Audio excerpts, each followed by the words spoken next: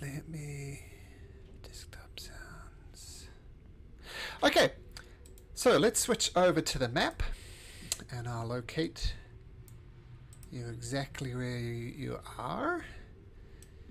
You're hiding out down here, and you fought an Umber Hulk in this location, and this is where we left off with Atomac being a rather giant gorilla. So the Mighty MP6, what would you like to do?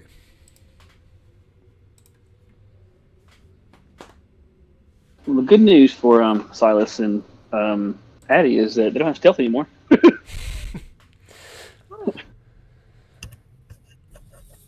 Oh, he is very big. Yes. It's not large, but huge. Mm-hmm. Can he fit through this doorway? Barely. Very carefully. With the grace of the DM.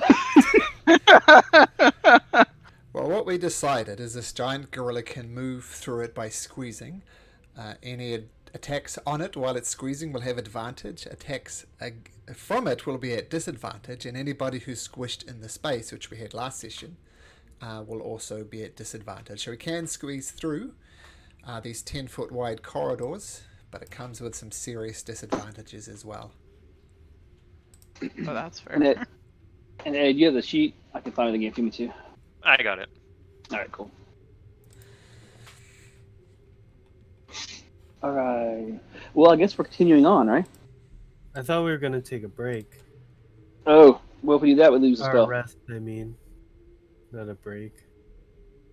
How long a rest you want to take? Well, I mean, I don't need to take a break, but I thought someone said they needed to last week. I don't remember, TBH. I don't think so. Because I'm Eddie's good to carry on. Yeah, Eddie's big gorilla. He's there. You're fine. You've been up front. I haven't been hit by anything. Eldar, you good? I'm fine. It's always nice that monks are a short rest class, but Yeah. I'm at 38 hit points out of 59 though, and I have like half my key points still, so I can go a couple more encounters, but after that I need a short rest probably. But then I'll be tapped. Do you want to take a short rest then? No. No? Wizards can't get too much back on a short rest, so. I get like one spell back, and also we lose the spell that Eddie loses that spell. Okay, let's try to use up this gorilla and see if we can do something with it. Yeah. There's nothing back around this corner, right? Or I am not an object. Where? Use this gorilla spell, Atomac. Can I ride on his back? You can't think you fit in the space. Squish you. And of course, Connell is concentrating on the gorilla, and I believe it has a duration of 1 hour. So if you did take a short rest, the gorilla would be no more. Yeah. Correct. All I guess right. we are marching on in a very non-stealthy way. So. We could try to go ahead and scout. Yeah. What I'll do, I'll just shrink down Atomac like that for now, and if he pops out into a corridor, we'll expand up again. Yeah. So Go and look around this corner. Does this hallway keep going down? I shall show you what it does. It's around like that to a T-junction. Looks like there's another T. We have a lot of options for where we want to go. Is there a general direction we want to try to head? You're in the lead, man. We'll look towards like Mara and the other members of the group. You're in the lead, so make a choice. let's just go down. Oh my goodness, this map is Should huge. we stealth? Feldar? We're Because stealth. last time, I'll stealth. yeah, last time we did it and I got surprised. We didn't say it. Yeah, well, let's try to stealthily go down this corridor since we're leaving our group behind. All right. Okay, 17, got it, and 18, nice. Sneak. I mean, you have stealth pretty far ahead of the rest of us to be able to stealth, because we've got a big ape and we got a guy in plate mail, so. And a horse. A Chainmail. horse. Heck back, bro. My bad, Shane. Just kidding. No, go ahead. Just saying. Go ahead, Julie. I'm Yeah, saying I'm just don't joking. you get. Yeah, yeah. It looks like there's two doors at the end of this corridor. Mm-hmm. We want to try one of the doors quietly, peeking through. We want to check for traps. Yeah, I'll listen, see if I hear anything on the other side. Okay, make me a perception check. Perception. While he's listening, I'll investigate if there's any traps. For a trap, sure.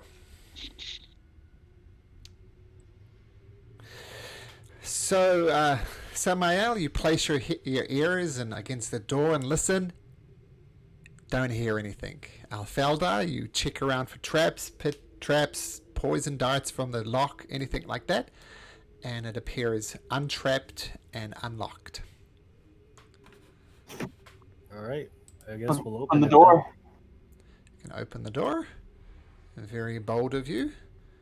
Why does this reveal never work first time for me? There we go. So, you open the door. There's nothing immediately dangerous, it appears, into here. But there's like couches along the walls. Rather oddly, they're made from stone, but they definitely have that couch type quality to them. And lying on the dust, and there's a lot of dust around here. Yeah. Stone couches, kind of perched up on little legs, and yeah, a lot of dust around. Can I investigate the room for traps?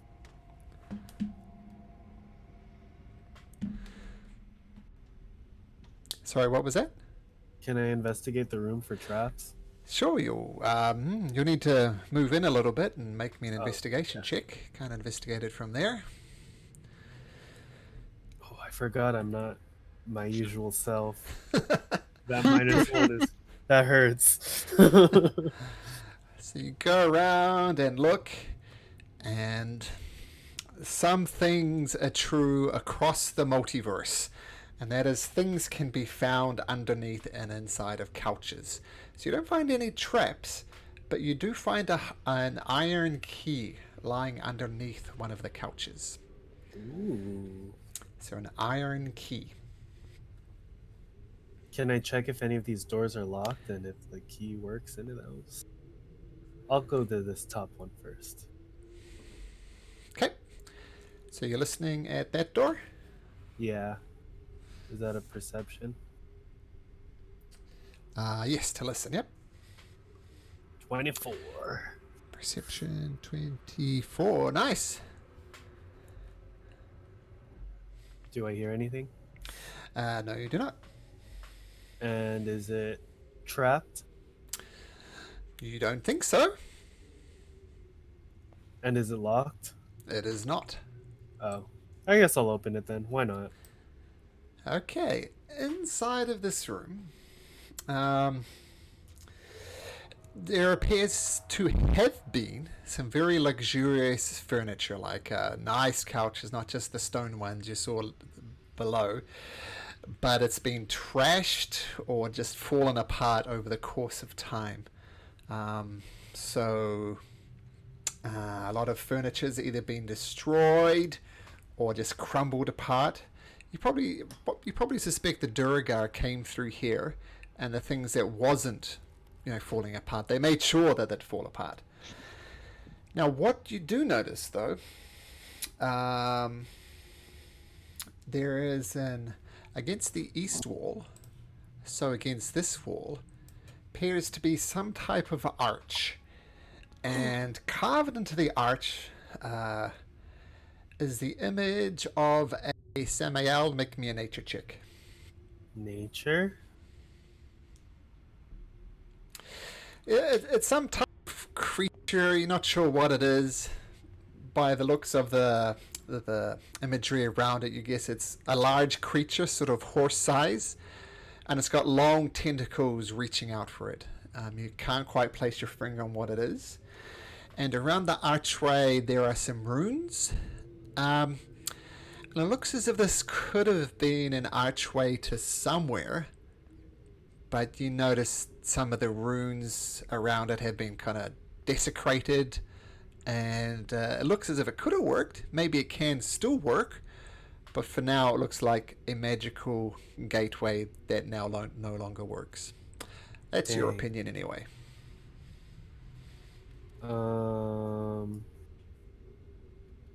Hey Feldar, do you know anything about this? And I show him the archway. I'll look in, I guess, and make a nature check. Sure.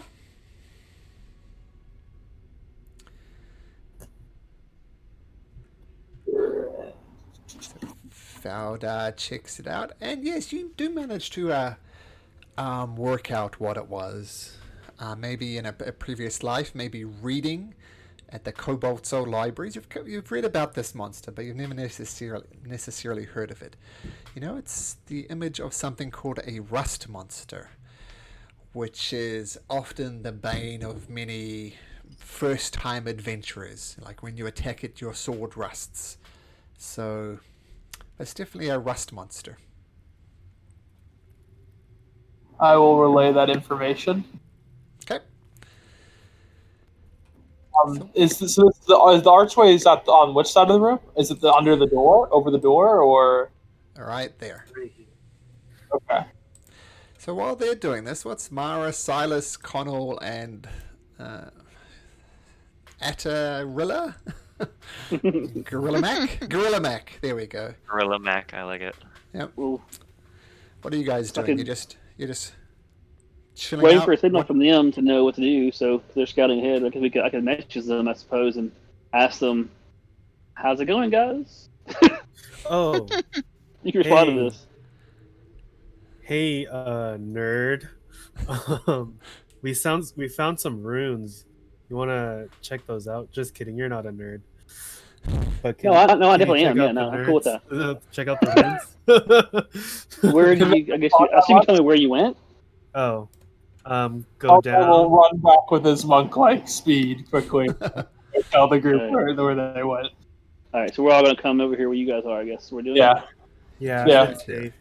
We're all just chilling. All right. Okay, And, so good. yeah, so Connell, I assume you're checking out these runes as well. Mm-hmm. Is it Arcana or Investigation or Sure. which one it is? I'll take a shot and see how we roll. +8 helps. Mm-hmm. The runes are no longer magical. They were once magical, but that is no longer true.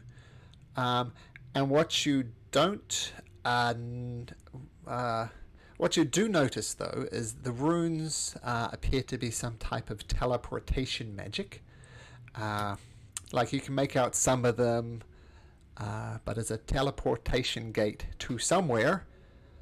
And in your opinion, it's no longer worked. And with an 18, you probably think maybe given a month working in this room, you can maybe reactivate it. Okay, so I'll relay that. Yeah. In teleportation, permanent teleportation magic can be done. It just takes a long time. Maybe even longer than a month. Okay. And while you're doing that, Gorilla Mac is is bouncing off the floors, enjoying his new climbing speed, getting all over the couches. And as he squeezes out of the corridor, he returns to his normal, huge form. Yay. Hey, And by the DM way, question.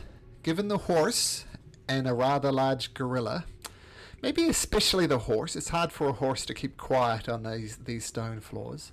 Yeah, Gorilla maybe less so. I mean, just because he's big doesn't mean he's loud. Gorillas are kind of adept at, crawling around in jungles and avoiding stuff. So it's going to be very hard with Silas's warhorse, but less so with a giant gorilla in your midst. Hey, DM question. How do you handle the hour of game time? Do you have a way you do that, or is it just pretty much when you kind of feel like? Just approximate it. I mean, this Cool.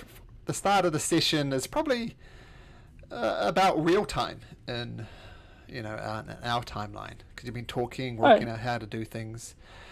But That's cool. I was just checking. It's just a sure. So you've probably got a good 50 minutes left on Gorilla Mac. Okay.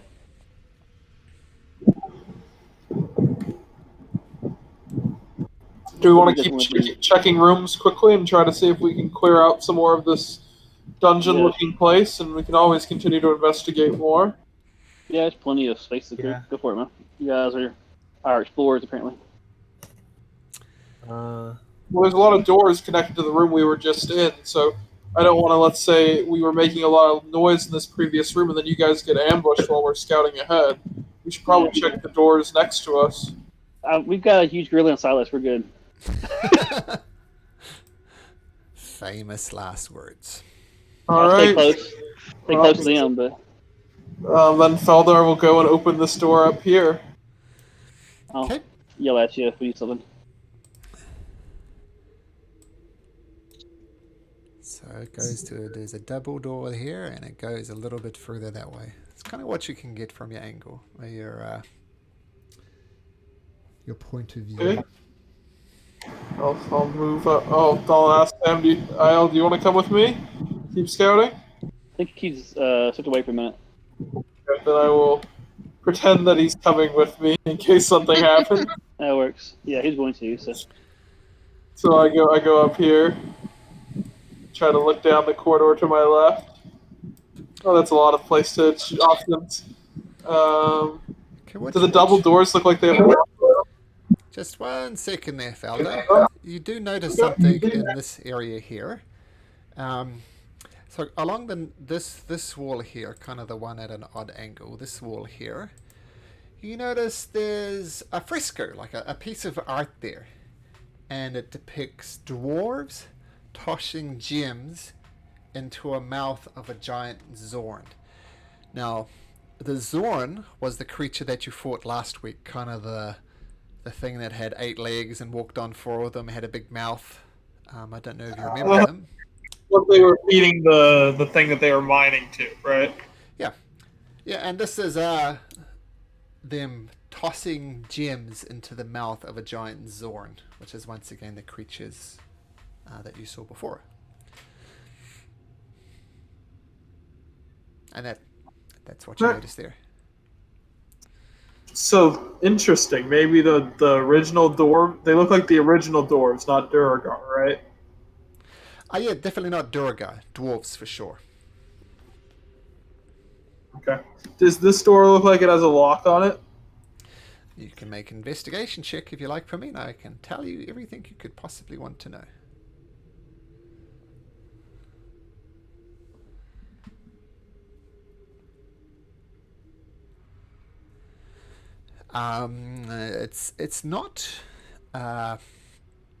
It's not locked, and it doesn't appear to be trapped. All right, I'm gonna open it because my character doesn't know open. So, did you say you're going to open it? Yeah.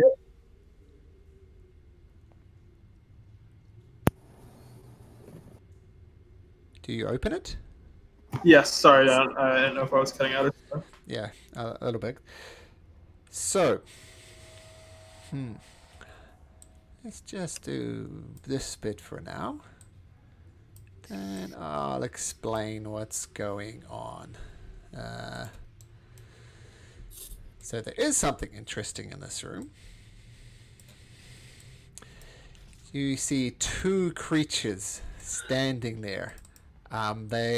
They weren't moving at all. Well, they weren't moving as soon as you open the door, but they do spring to life. And this, I said, this. Sorry, I don't know why that didn't work. This is what they look like. And as soon as you open the door, you see 2 long swords, and they bring it out and they rush to attack. So I'm going to need everybody to maintain their current positions, including everybody down here. I mean, this is what happens when you send people to scout ahead. Sometimes things don't go quite as well as you'd hope they would. Yep. Oh, nice, Feldar. Ooh, not nice for me. So I cannot retreat back. That is not my plan anymore because you're... Hey, man, I got 40 feet of movement. But they're gonna behind they're you. gonna go before you. Nah, they're like a million miles away, bro. Does it go off of Adam Mac's initiative or the ape? Let me think. Uh, let's see. Your strength, your dexterity, and your constitution take on the form of the creature. So I think it would be the ape's initiative. Okay. You should also still have the gift of clarity, right? It's 8 hours from last time. Sure. What did you roll last time? A 4? Adam, Matt? No, he rolled an 8. You had an 8 I've- because you had a gift of clarity too. Remember that? I haven't. Oh, right. I just haven't rolled anything yet because I have to roll like a d20. No, you don't. Oh, If you hold down, click on the ape, and Yeah. then hold down shift and double click, Sorry. it'll bring up the stats for the ape. Which is extra good because you can do all your attacks and everything from here. It is not bringing it up. So double click, hold down shift and double click on the ape. It should brings up the character sheet. Shit. Yeah, it's not bringing it up for me. Okay. Let me... Because it's going to be very useful if we can do this. So controlled by... Okay, in that case... Oh, something popped up now. Ah, good. I just kept clicking it till it worked. Okay, so you should have all the stats and everything for the ape there, right? Like what it can do. Yeah. Okay, good. So all the initiative, all your normal attacks is good. But I'll add a turn on for it. You rolled an 8, so that would be an 18. Is that correct? I haven't rolled my initiative yet. Okay. Oh, there we go. Perfect. That's Should have just said unfortunate. yes. I should have said yes. Okay. It's a So Felder, you swing open the doors, you see these two things sort of spring to life, obviously animated in some way, and whoosh, get these two massive swords that they pull out of, well, from their, wasn't really sheath, but is by their sides. So Felder, what do you do? I'm gonna spend my 50 feet of movement to go back to this door right here. I'm gonna open the door as like a free action interacting with an object and be like, "Hey, we need help." And then I'm gonna use my action to dash, and then I'm gonna stand here, and I'm gonna patient defense with a key point as my bonus action. Okay.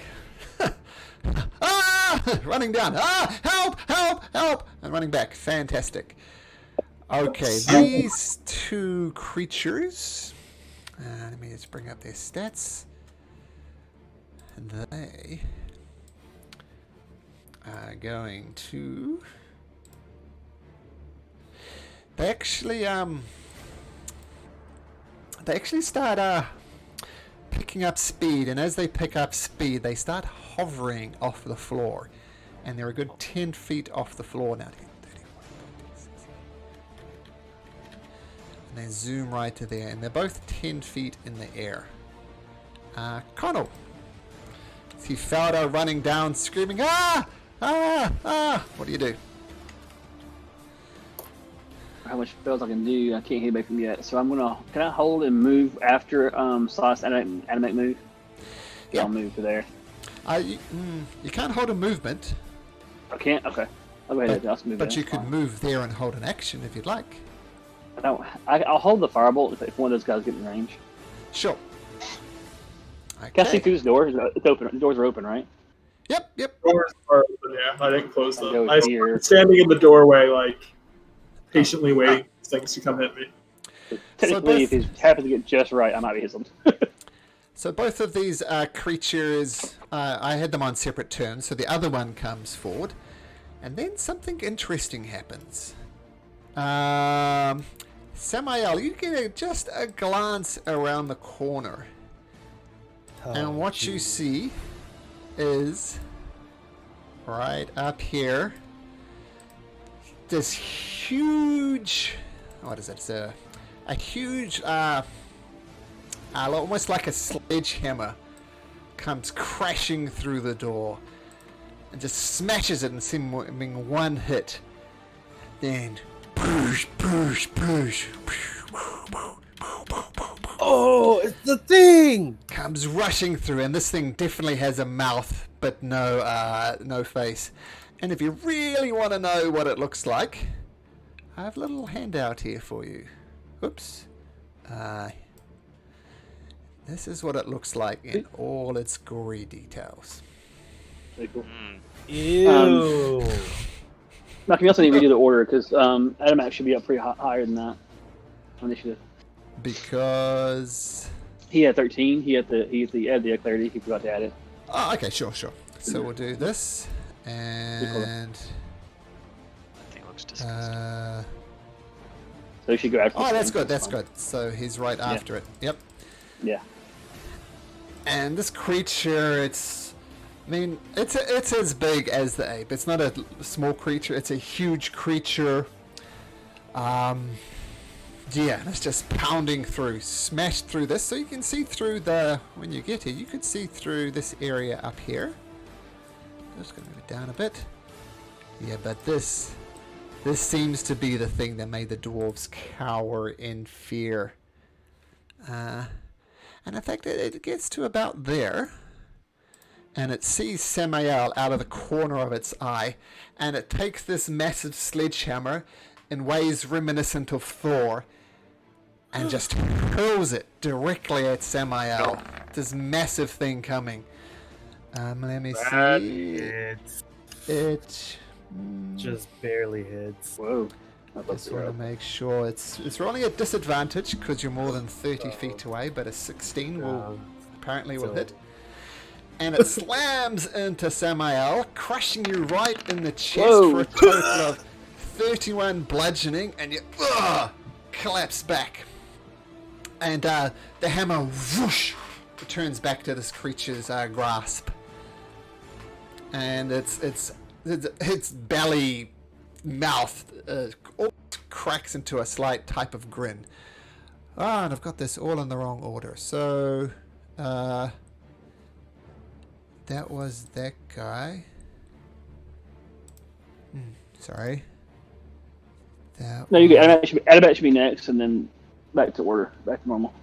Okay, yeah. So Adamak, then Samael. So Adamak, you see? Do you see? Maybe you just see Samael's chest almost cave in as this massive sledgehammer hits him. What do you do? I'm gonna try to move up here, and then oh god, everyone's in the way.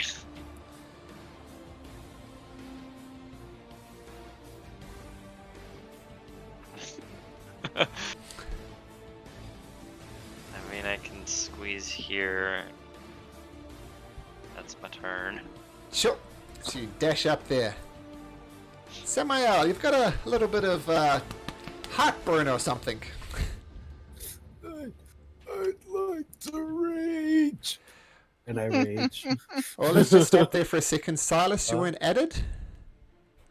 Yeah, then I add my token for some reason, but I was at 16 initiative. Okay, so what we'll do, we'll do you right now, Silas, and then we'll get back to Samael. So we'll do Silas now, and then we'll do Samael, and then we'll be normal. Okay. Get there as I have the war horse's movement, and then I'm gonna hop off for my action. Okay. It has 120 movement. You probably go far closer. No, it has 60 movement, and I'm not getting in there. But the horse can dash itself. I know, but I'm not getting in there by Alright, cool. myself. Alright, cool. Okay. That's big stupid. And I've been looking up some of the mounted rules. To get on your war horse takes half your action, and to get off half your movement. Sorry, and to get off your war horse takes half your movement as well. Okay, so it's like being prone. So then I still have half movement, so I'll move to right there. Sure. Okay, so that was Silas. Now Samael, and then we're back in the normal order. So Samael, you got a rage? No, I'm actually not gonna rage. Okay. So is this where I'm standing right here? Is that like good cover? Or cover enough to hide? I'm going to say yes. Okay. Bonus action, I will hide. Okay. What? Okay. Got it. And then I will. Actually, let me measure something out real quick. Okay. And I'll actually move a little right here. Oh, whoops. Okay. No, I'll stay where I am. But I'll hold a attack if as soon as someone gets right next to Silas. So if someone engages with Silas, you'll pop out and shoot an arrow or crossbow or whatever you have. Mm-hmm. Okay. And yes, Mara, you're a little way back there. Get those human legs pumping.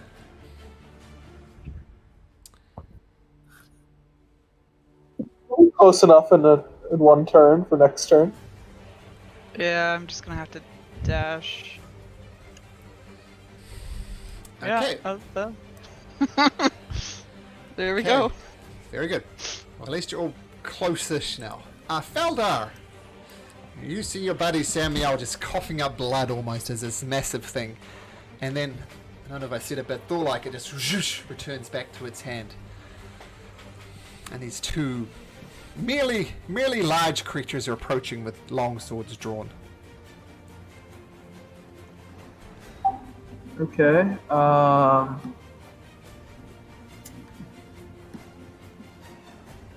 I'm gonna go up here. Uh-huh. I'm gonna bonus action patient defense, and I'm gonna hold my attack for if they come closer to. Actually, no, I'm gonna go up and hit them. Movement. I have 50 movement, so that should be fine. I'll go up and do my attacks, 2 of them, and then Okay, I'll so use no bonus patient. action to dodge. Cool. I have to. Can I hit them because it's 10 feet up? Can I do an acrobatics check to see if I can jump up high enough to land strikes? Yes. And this will be true for everybody. In this main kind of dome, this is a massive dome here. It's a bit higher. And here they can hover 10 feet off the ground. But that's as high as they can go. They're effectively hitting the roof on the ceiling. And if anybody wants to do a melee attack, it's going to be an acrobatics DC 10 to do it. And if you do it, no problem. So Fowler, you jump up, run up, jump up, swing your quarterstaff, and your quarterstaff, you hit it and just clangs off the armor, no damage does. You come up with a punch, boosh, and your knuckles start ringing. You're not getting through these guys' armor. Just looking at them, they've got a long sword in one hand, a shield in the other, and some serious looking heavy metal type armor on top of them. So none of those attacks hit. Okay, that's my turn. And then I have bonus actions dodging, so disadvantage on hits on me. Okay, I'll put a little marker on you just in case I forget those things. So you're dodging, very good. Speaking of which, this guy is actually going to come down here and attack Silas. You may make an attack of opportunity if you like. And Samael, your action goes off. Hee. I'm going to throw my psychic blade. Okay. And Faldar, you do get an attack of opportunity, a psychic blade. So since I had hidden myself, You does may that do get it. advantage? You do? Ooh, sweet. Does the 18 hit? So Faldar, you punch it once again. Your hand, it rings, doesn't hit. And your psychic blade fails to cause any bleeding and just ricochets off its armor. You guys are just not getting through its armor. But it does come up to Silas, reach out this massive longsword. And Silas, your armor class is 16. Okay. And it's using it one-handed because it's got a shield in its other hand. The first attack, swoosh, hits for an 8. That's a miss. Swings back with a longsword once again on the offhand, and it does hit for 11 points of slashing damage. So Silas, this guy misses you once, you walk into the second attack, but now you've got your opportunity. Make your attacks.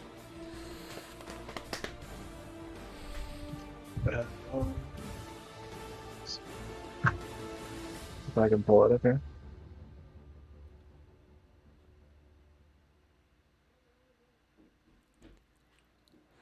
Whew, 27 always hits. Well done. So crashes through 20 points of damage. You finally managed to crack through this thing's arm, and you see some of the fire smite. beneath it. Smite, very good. Are you going to? You have to. It's just crits. I would, but. Your smite damage will be doubled as well. Yeah, I know, but I'm not using. I'm holding it for the bigger thing. Okay. Okay. So no smite. So yep, that hits. You get your second attack. Damn. Oh, Ah, yeah, if only it was at advantage. So once again, like your comrades have found, hitting it, ding, bounces off its armor. Though you have opened up an opening, which Connell sees. Just, I don't know if he does see, actually. This is the problem with... especially with the war horse there in Samuel, you don't have line of sight on them, Connell. Okay. That's fine. If you Am I up? Yep, you're up. Okay.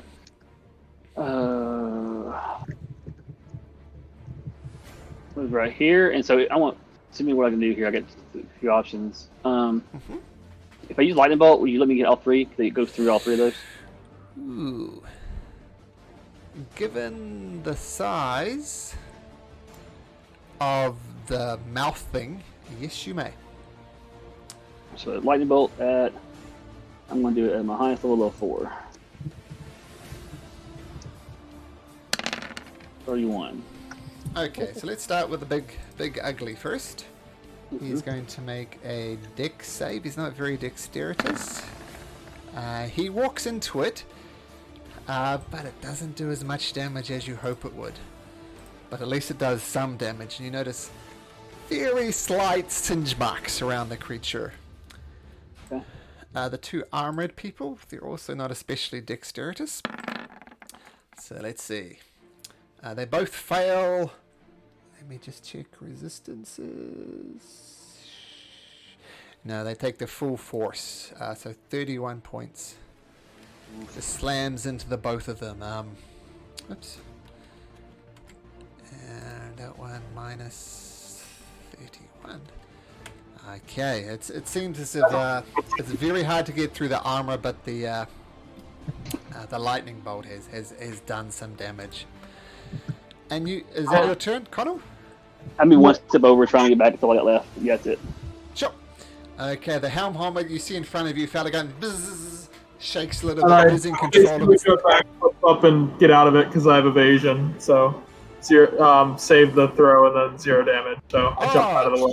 Yeah, that's true. Faldo was in the way, and with evasion, Oh, I'm sorry, man. 0 damage. Glad you noticed that, because we didn't. In my defense, I apologize. Like when you first met you about getting you attacked. So. Okay, but Faldo, I'm glad I'm a monk with evasion and high dex. a lot of people consider evasion a bit overpowered, but it's in the rules, so you take no damage. And you're ready for these attacks with your patient defense. So this creature swings its sword, but you're too quick for it, and it swings again at disadvantage and rolls a 14. Does a 14 hit? 18's the AC. So. Okay, so using your Neo-type powers, you almost lean backwards and dodge. Boosh, boosh, boosh. Now, finally, Gorilla Mac. What you got? So I'm... Oh, wrong thing. I'm gonna You're squeezed at the moment. squeeze in here. Is that possible? Okay. I'm gonna... Oh, right, I forgot I grow. Yeah, so this, you can do that, but Faldo will be at disadvantage for his attacks if you remain there. I'll probably Because just you're move squishy. on my next turn. No, I'll just... My fat ass will force him out of the way. It's fine. So I'm gonna attack this one with my fist twice. Okay. Whoa, nice. That hits. And that misses, so 1 hit. So you bring your massive gorilla-like smash down at 23 damage. And you see this ape-type creature under the control of Connell just starts smashing this thing and smashing it. And its form slowly crumples up, much like you're crushing an aluminium can in your fist, and it just crumples down, and the red glow beneath it goes. So very much, monkey crushing. Now that's pretty cool. And is that? Do you have any movement? That's how much did I move? I was here. Wasn't that far? Yeah, I can't go any further. You can go further Inside of people. Okay. Now, what's this? What's my little friend gonna do? He's not little. What fun stuff can I do?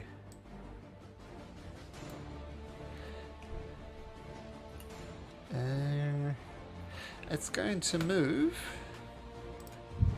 and with its massive reach, it's going to go there, and it's going to reach over top of the tomb horror and try and just claw at you. It's not using its sledgehammer, but it's going to try and claw at you. What's the ape's AC? 12. 12. So that's 1 hit and 2 hits. So roll damage twice for that. So it does 38 points of damage. And let me just double check. Yeah, and it reaches out and claws you with both its hands, tries to grab onto you and tries to feed you into its mouth to get a big bite. But you're just too far away for it to drag it into its mouth. It managed to have the reach for its claws, but not for its mouth. Then I'm gonna take a step back to over there. Back to there. Samael. Alright, so if I move right here, is this huge ape going to get in the way of one of my attacks? A range attack? No, it won't. Okay, then I'm gonna throw a psychic dagger at the stupid helm horror. Yep, and you do shoot between its legs. That's the best possible angle you got. And if you roll a 1, this gorilla won't be procreating. Please don't nick anything. It's a 25. A 25 does hit. And since he's next to the ape, I get sneak attack. Ooh, that's so bad. Okay, that's against this guy. Sure. Yep, that hits. And then second attack. Ooh. So Nice. 12 points of damage. Okay, still standing. And because I forgot to say it earlier, now I'm going to rage. Okay. So I'll put your little rage marker on. So intimidating. Rage. Mara. Hi. I can move through Connell, right? Yep.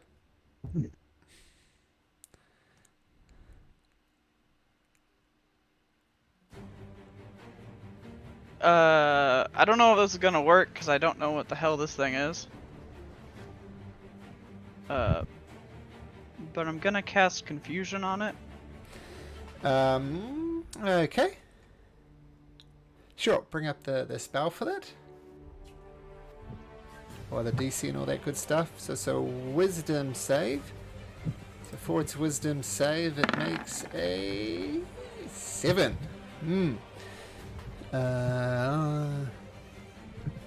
So let me just read this.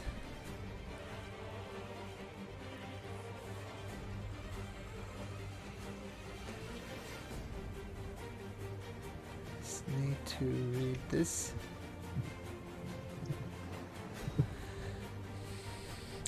Okay, so you cast your spell and say, "Be confused," and it seems to have no effect on the creature whatsoever.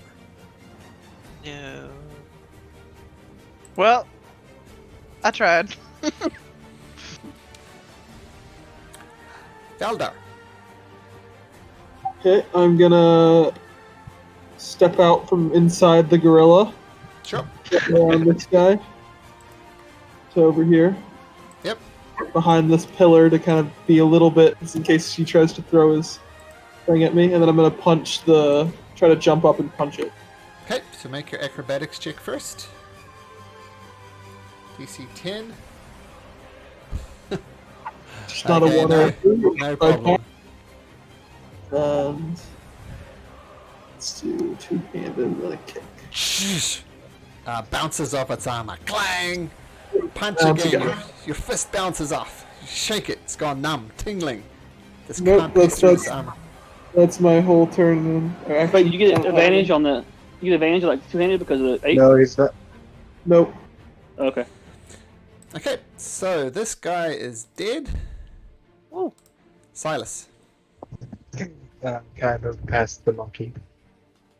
Ape, thank you very much. Yep, definitely not a monkey. It's definitely an ape.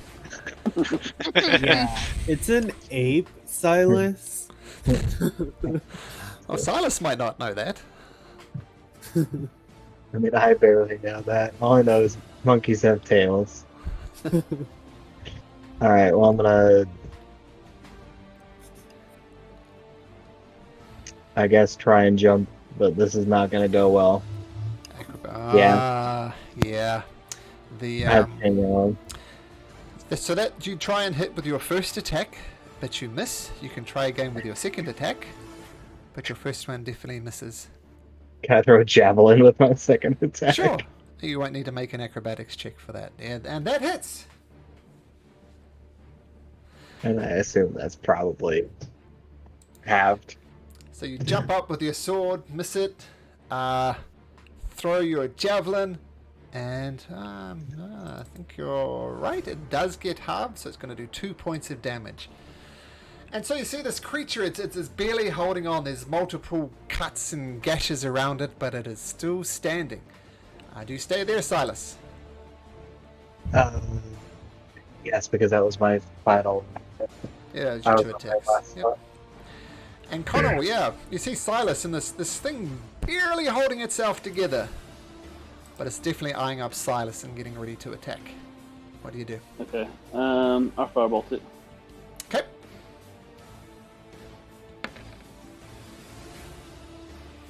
Yeah, I got one in there.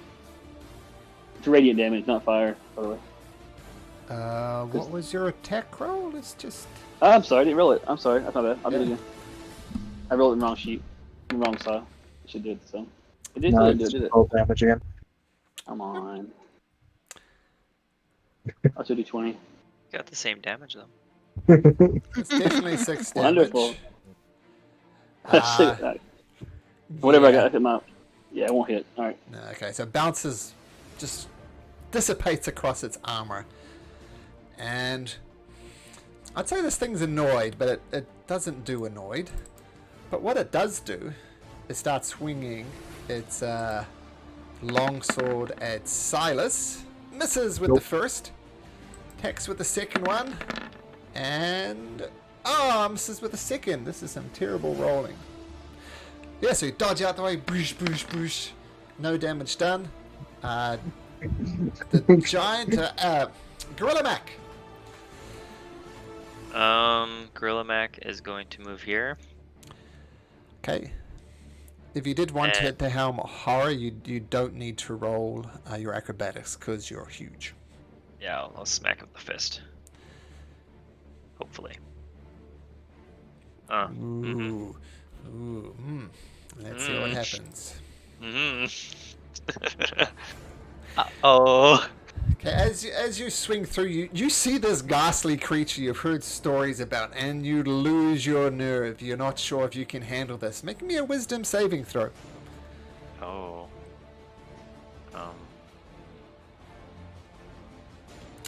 The DC, let's see. Let's work this out. Consistent. I got 2 10s.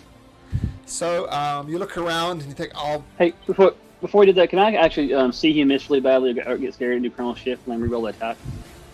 You can, in which case... Roll again. Please not another 10. Oh boy, Fine, 11. long as I won a 10. Fine. Seemingly buoyed by confidence at the last one you crushed like a tin can, the first attack at least misses. So I'll do my second attack. Once again, overconfident, you start bashing it around and not finding the angle to pick it up and crush it, so you miss. Now, my buddy, my good buddy, walks up to the ape. Let's see. It's gonna not use its sledgehammer again. It's gonna try and claw you. Your AC is 12, right? Yeah. First one hits. Second one hits. So, first of all, reaches out with its claws 2 times and just rakes across the body of this great ape, doing, what's that, 37 damage? And this time it manages to get hold of you, grabs you around the ears, let's say, and brings you in and starts taking a massive chomp with its bite. It feeds you into its mouth. AC 12 is annoying, and it does bring you into its massive maw and chomps down and does an additional 22 points of damage. Yep. I can take that. Yeah, it's done a lot of damage though, but you're definitely fulfilling your role as a tank. So Is this thing still flying? Yes. Or hovering? Yeah. Yes. Okay. So I'm just gonna throw some psychic blades at him. Okay. Ooh, that's a 1. So let's have a look. Make me a Constitution saving throw. Constitution. 21. So as you throw your psychic blade, you very much overextend, and you feel your hamstring tighten up. But you grip forward, give it a little bit of shake, and no damage done. But you almost pulled a muscle in the back of your leg. So that's your first attack. Okay. Second attack. Second attack. 13. That Wow, we're probably- doing good. Throw it. Bounces off the armor. Once again, no damage done. Barnacles. Stay where you are. Yes. Mara, you're in the fight. You see your monkey friend just getting pummeled and eaten and chewed upon by this thing. Still one helmed horror standing up. Oh, what do you got? What do you Ape, not a monkey. I am offended.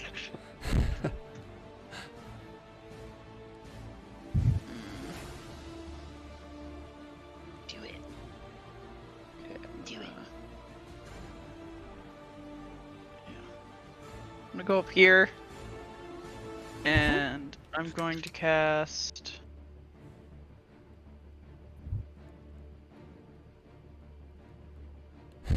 Doing the magic using Yeah. I see. What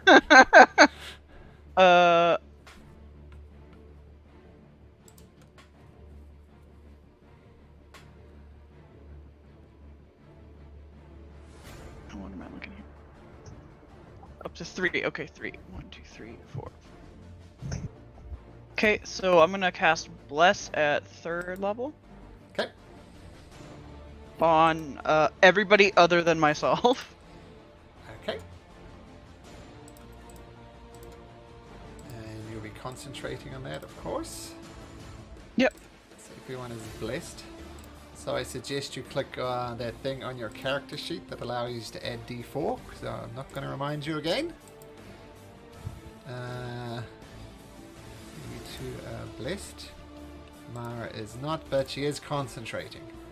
Okay, so D4 on attacks and saving throws.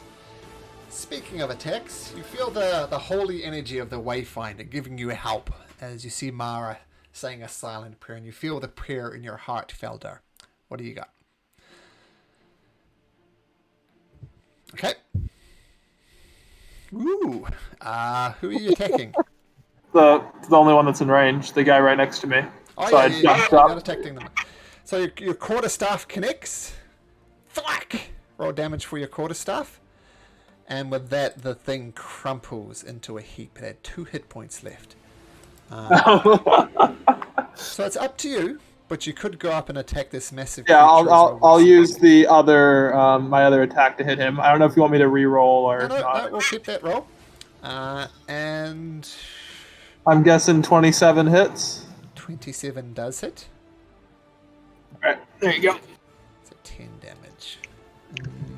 And you know what? I'm gonna go for it. Last key point, stunning strike. Okay. What's the DC? I think we said it was 14 when we checked last time. Okay, well, I'm going to tell you, this thing is not immune to the stun effect, so this could be a game changer. Let's see what he rolls first. He's got a +5. Ooh! That's stunned. Wow, That was a gamble. Some last key point.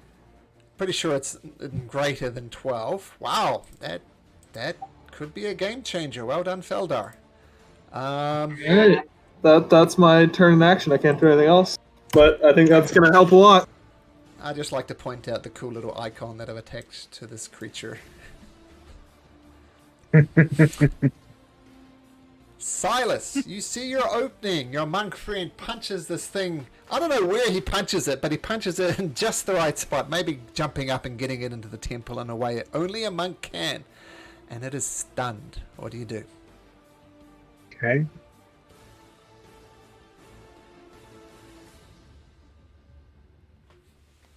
Okay, so I can move right there.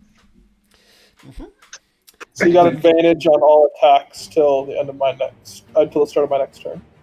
Yes. So I'm going to swing. 28 hits. 13 slashing. Got it. 16 does not hit. Getting overconfident, Silas, and it bounces off. No damage on the second attack. Okay. And Connell. Yeah, that'll be it. Yeah, how's it looking? It's got a few injuries, but it's... Tell you what I'll do. So you don't have to... I'll let you know how well it's doing. If you look at the bar above its head, that's how it's doing. See this bar? Is there a bar? Yeah, I don't see a bar yet. Oh, I'm sorry, I might not have done that quite right.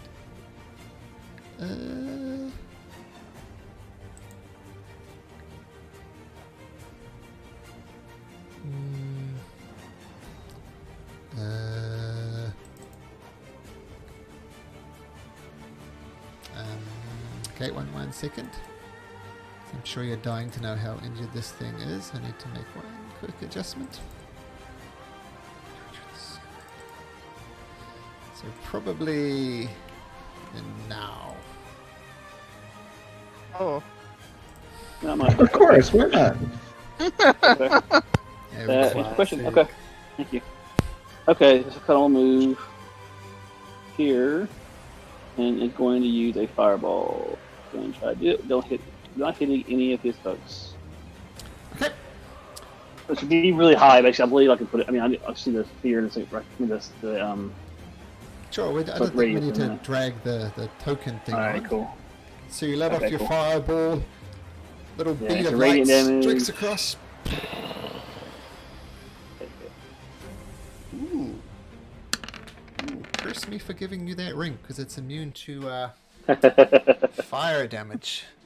I should also note that he has disadvantage on dex saves because he's stunned. Okay, well, let's see him roll a dex save. It's going to take a miracle for him to avoid this.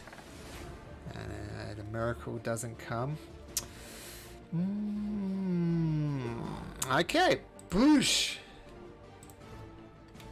I was very excited with that ring. Yeah. So many things are immune to fire, so few things are immune to... Was it force damage? Radiant. Radiant.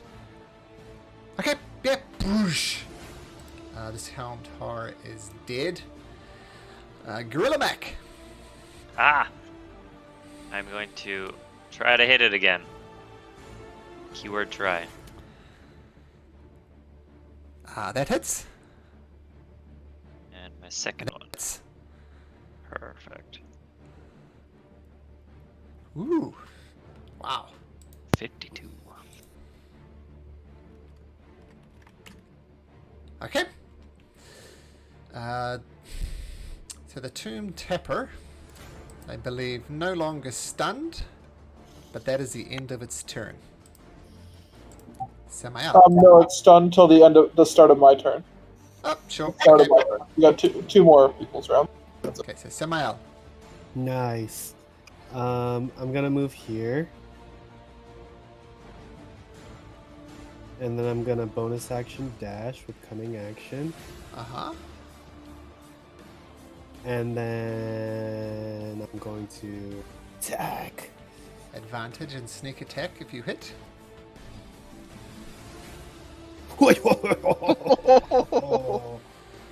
Man, that's going to take some maths. 27, 30, 34, I believe. Okay. Yes. Ouch. And then second attack. With advantage, that hits, so 6 damage. Got it. 6. Nice. Wow. Okay. Wow, Felder, you really turned this battle. Mara, concentrating on your bless, which seems to have a fantastic effect. Yeah, no kidding. I'm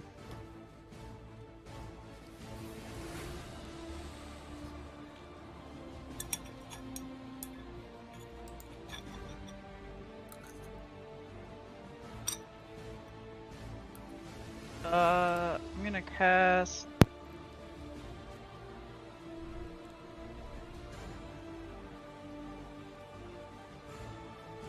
Yeah, I'm not really. Let's see here. I don't really have that much prepared. What the hell? Okay. I'm just gonna guiding bolt it, I guess. Okay. Because somebody was drugged last time. I don't hit. You have advantage, it's stunned. Do I? Okay. I don't hit it. You do not. Wow. Okay. Whiffing with the guiding bolt. Feldar. It's no longer stunned now. Okay, so normal attacks.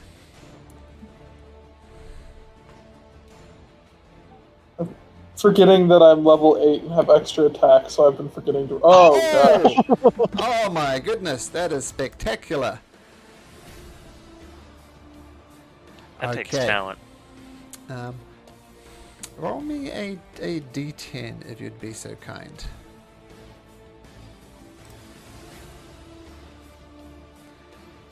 Okay, 1 second. Yeah, that's... Yeah. Stun my super monster, will you? This is what you get.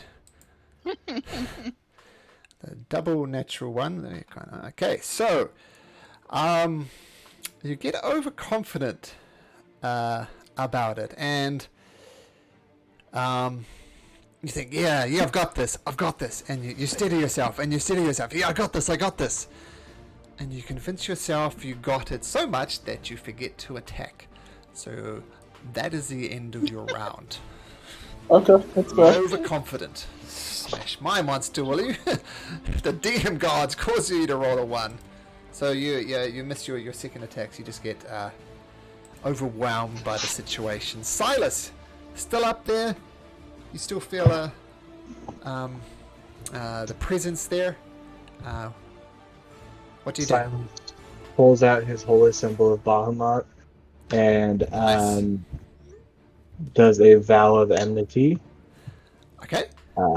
Give myself advantage. I don't need your help, Feldar. I was gonna do that last time, but hey, you just saved it for. So then I'll go ahead and attack him. I get advantage on all attacks against him. For how long? For the rest of the combat, or a minute? A minute, so probably. Yeah, probably. So that's my bonus action, so I can only do 1 attack. No, I have extra attack. Yep. So. Okay, and this uses one of your channel divinities. Got it. Okay, yes. So make your attack. Despite the blessings, despite the advantage, The creature just sways out of the way gently and it swishes wide. That one does hit, though. And I will be smiting this one. Okay. For it is, 25 damage. I gotta tell you, it's not undead. It looks Yeah. undead, but it is not undead. So Yeah, it it's is just rolled a 2d. straight 25. I figured it was much. It didn't look undead. I assumed monstrosity. So 6, 12. Okay, got it. Connell. Alright, so simple. We're going to firebolt. See if they do it this time. Yeah. This one. So just a straight attack, no advantage this time. And you're all a 22. 14 does hit. And as you might have radiant. It's all radiant. Mm-hmm. It's not radiant, okay? It is radiant, yes. It's all radiant. It is radiant, okay. Mm-hmm. Got it. Connell. Oh, that was Connell. Gorilla Mac. Yes. Hits. Got it. Hits. Got it. Die. That is Is that my your turn. Okay, the Tomb Tapper does not like this.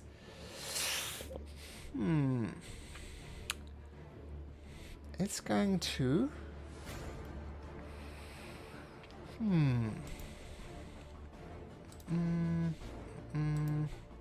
It self-destructs and explodes. No, it's not. It's going to turn its attention to Silas. And it's going to reach out with its massive claws. With the AC of 16, it beats it easily, so it rips into your chest for 15 slashing. Attacks again with its claw. 18 just hits again. No. Does another 15 slashing. And then it's got you in both of its hands and attempts you to feed into its mouth. And takes a massive bite attack. Oh, you were lucky. I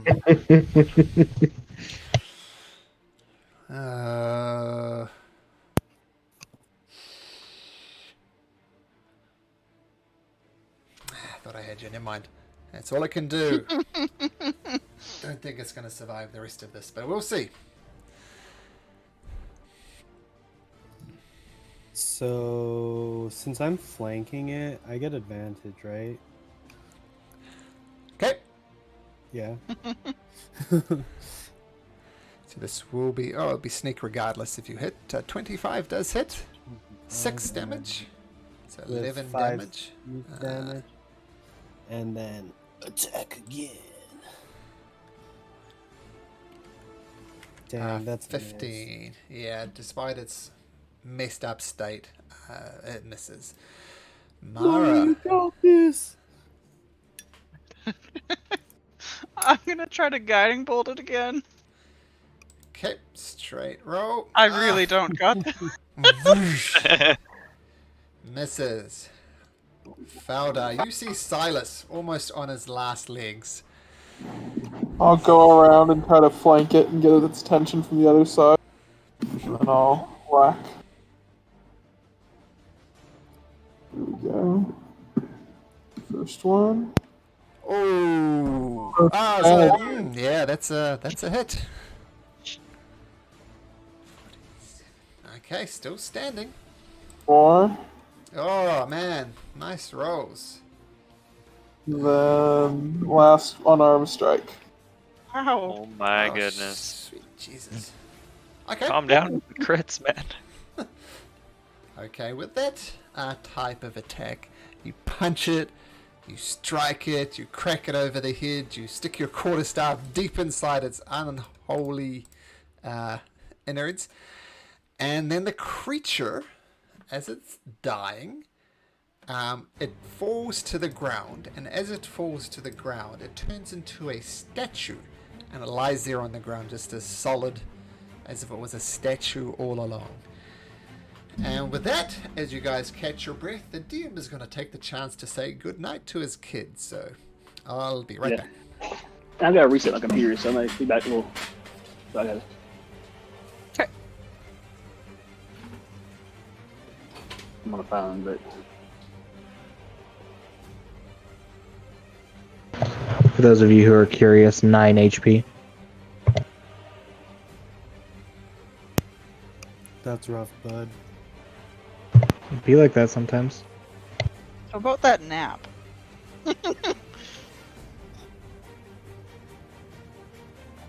I was about to cast Radiant Consumption. I don't know what that is. I deal radiant damage to myself, but everyone around me, and I just get away from you guys. Oh. You deal damage. It's just a guaranteed 8 damage, and I have resistance to radiant because I'm an ASMR. Oh.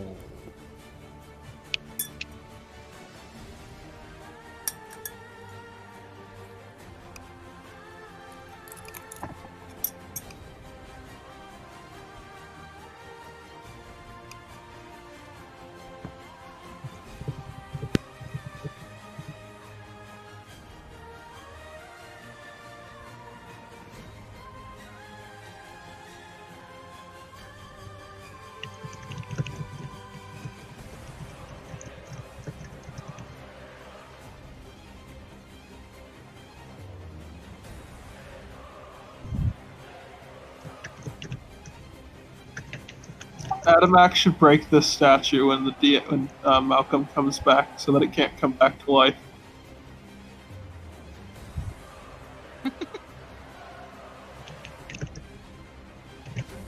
You'd have to be pretty strong to break that sort of statue. It's stone. That's what giant gorillas are for. You know? I'm an 8. You know, I suppose that's true. Sorry, it's a square and rectangle situation. I was gone, so I feel like I missed half the conversation anyways. He's saying just to smash the statue. Oh. You should take the hammer. No. Yeah, no, I'm definitely eyeing that thing up. Allies have so many self buffs. Divine Favor, Hunter's Mark. Why would I take Divine Favor over Hunter's Mark? I'm fucking stupid.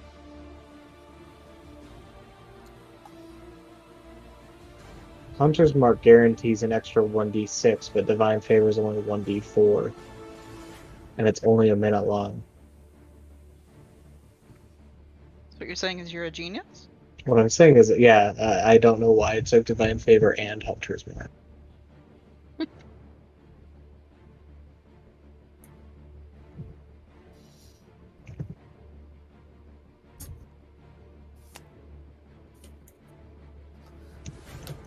I think the spell is probably almost gone now, too.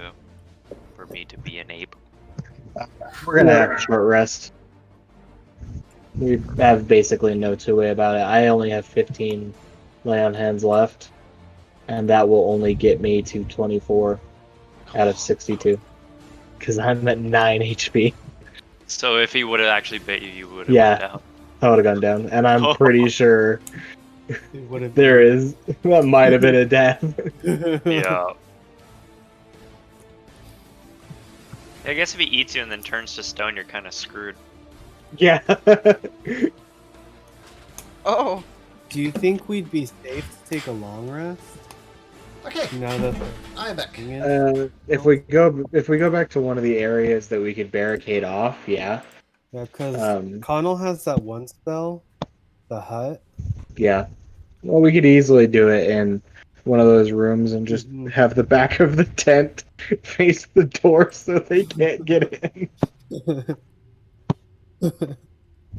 I think Connell is currently AFK though. Okay. Am I back to my old barbarian self now? It depends what you do next. And keep in mind, each round of combat is 6 seconds, so it always takes a lot longer in real life, but that was less than a minute, that whole combat. Okay. I just don't remember how much time passed. Do any of the spellcasters or clerics, do you have any idea if this thing could come back to life? It just kind of came into being when I opened the door, so I'm wondering if that we should perhaps try to destroy the statue to prevent it from coming back. Does it still have the ugly-looking mouth on the statue?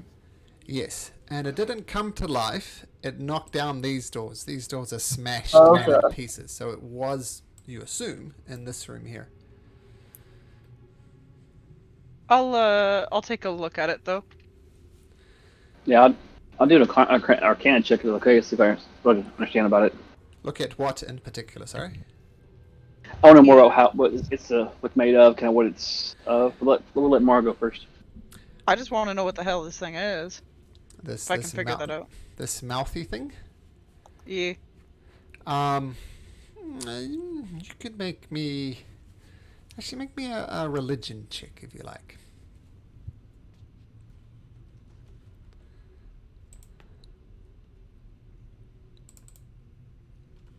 No. Wow. Okay.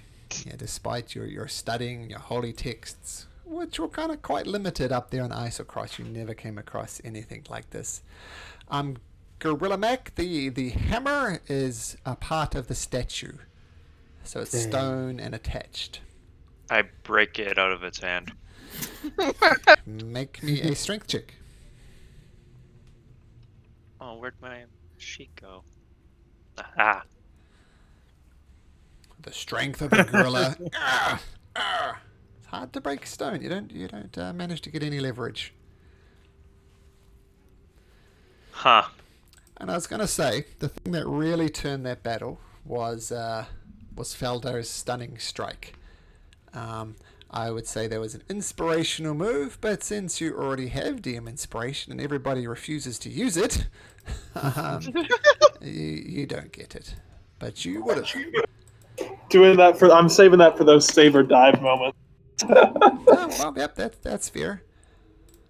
I mean, when I play as a character and I get DM inspiration, I tend to use it fairly quickly. Like just a miss attack is enough for me. Theodore, I've got Chronal Shift for that. Go ahead and use it when you want to. Oh, there we go. All right. So, we don't have any idea what this thing is? Mara looks at it, studies, shakes her head. She's got no idea. What about this room back here? Anything in here that looks significant? And I'll look through the busted doors. Okay, so the doors are busted, so they're not there. And it appears to be some type of shrine.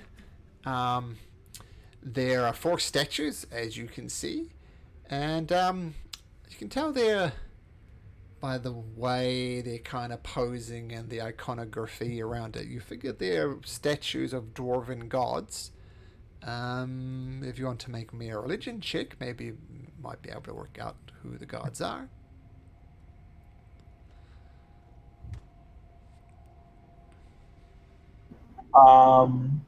Feldar is not particularly trained in religion, but Samara and Felder both stroke their chin, and you're maybe they're dwarven gods, maybe they're just short people gods, but you completely fail. But then Mara wanders in, and she says, I know these gods. The first one is Moradin, who is a dwarven god of creation. It is said that his greatest creation was dwarves themselves. There's Beranar Truesilver, who is god of hearth and home. There's Clingadin Silverbed, god of battle. And Martom Aduin, god of exploration. So four gods. And Mara informs you, fairly typical gods. It's not unusual to see these types of gods venerated in dwarven culture. Is there anything of value in this room? Do we want to try to scowl it, Connell, Mara? You guys are good at investigating things. Yeah, I can take a look around in the room. So let's assume Connell and Mara work together. And you look around, it's not particularly hard to spot, but lying at the foot of Clingadin Silverbed's statue is a tiny tapered cylinder of worked brass. tiny tapered cylinder of worked brass. I'll put that in the chat.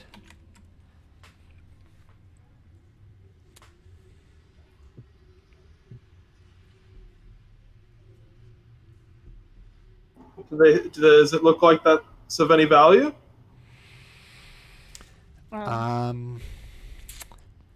It's brass and it's a cylinder. So you'd say no. You could maybe get a copper piece for it for the right person, but it is just a tapered cylinder of worked brass.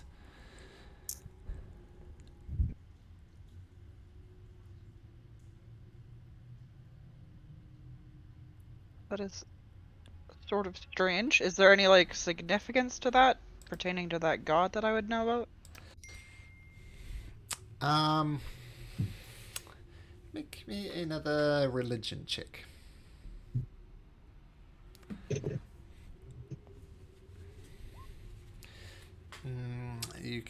You draw no obvious connection with this cylinder of worked brass and the four gods. It doesn't make sense. Connell scratches his head, and he also struggles to find any religious association between the brass and the gods. Just to be clear, Silas is not a religious paladin. That's why I'm not getting involved. Okay, that's good. Well, I guess this room isn't of any importance, even though there seems to be this giant thing that everyone was afraid of. Should we try to tell some of the Duragard that are scared of this thing that it's gone now, at least we think? Were we fairly certain that there was just one?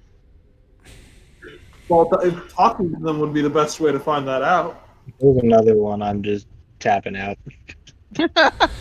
GG. The monsters win this round. I'll cast Cure Wounds, second level on Silas, so that he's not as dead. Not as dead. I'm only mostly dead.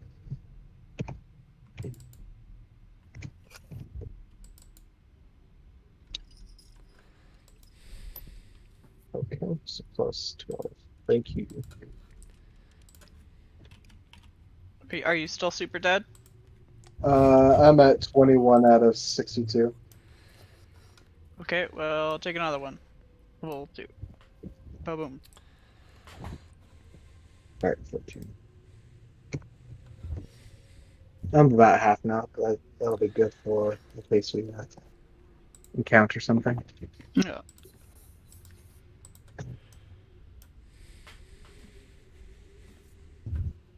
Okay, so yeah, if we want to go talk to the people, that seems like a good idea.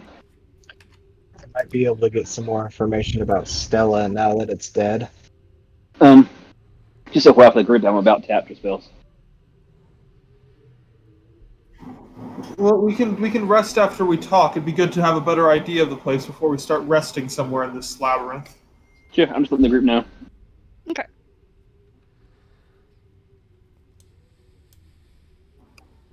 Mara, you were able to speak their language, correct?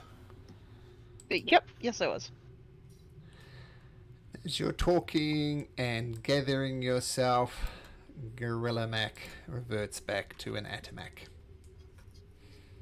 Aw. He's just stuck halfway between forces.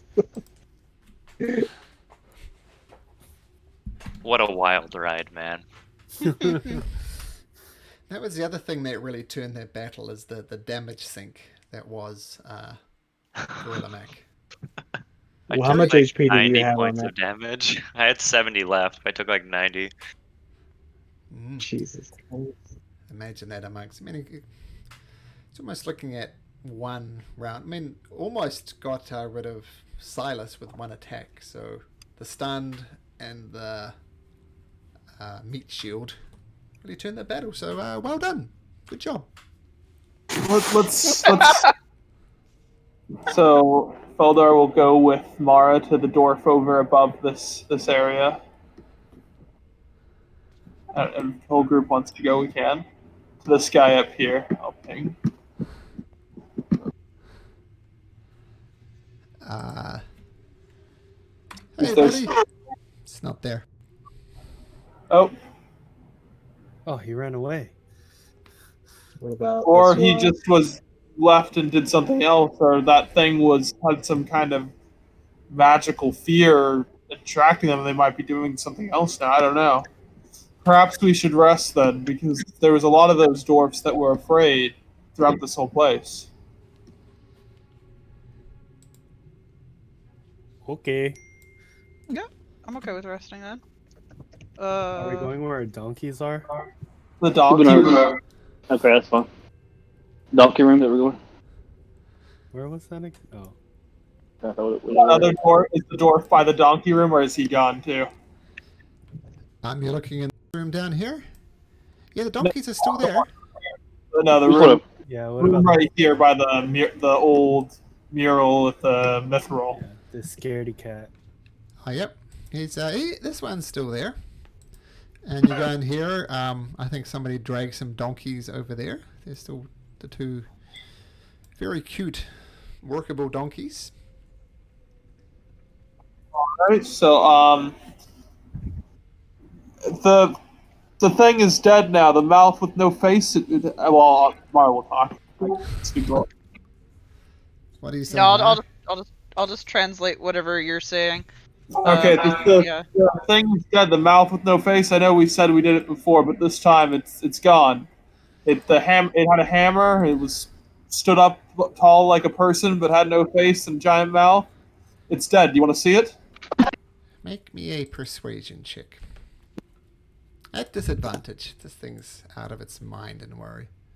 I'm doing translation. Oh, yep, that too. It's a double reason for disadvantage. So a 12. It's going to say... It's going to roll... No, it can't be. You can't have killed it. No. It's still there. No, I don't believe you. I'm not going to risk it. No. It's still alive. There's no way you could have killed it. No, I'm staying here. Artemak, you want to carry him? It's not a good idea. They can enlarge. Don't do that. Oh, that's true. We have to change size. We've seen that happen, so Your loss. Yeah. I'll just say he's just down the hall, friend. He's a statue now. There's no reason to be afraid. You can like run, I guess. Okay, you two can make a persuasion check, but this will be the last persuasion check for the group. If Silas can't convince this thing, nothing can. So make a persuasion check at disadvantage. And we'll see if he believes you. Persuasion. Not necessarily a failure. Unlikely, though. Ooh! Actually rolls a 2 as well. But in the event of a tie, nothing changes, so you don't convince him. No way you could have killed it. It's too powerful. No. And he starts babbling about, the mouth with no face. He is not happy. I'll say, all right, whatever, scaredy cat. Later, loser. And I'll walk away. Okay.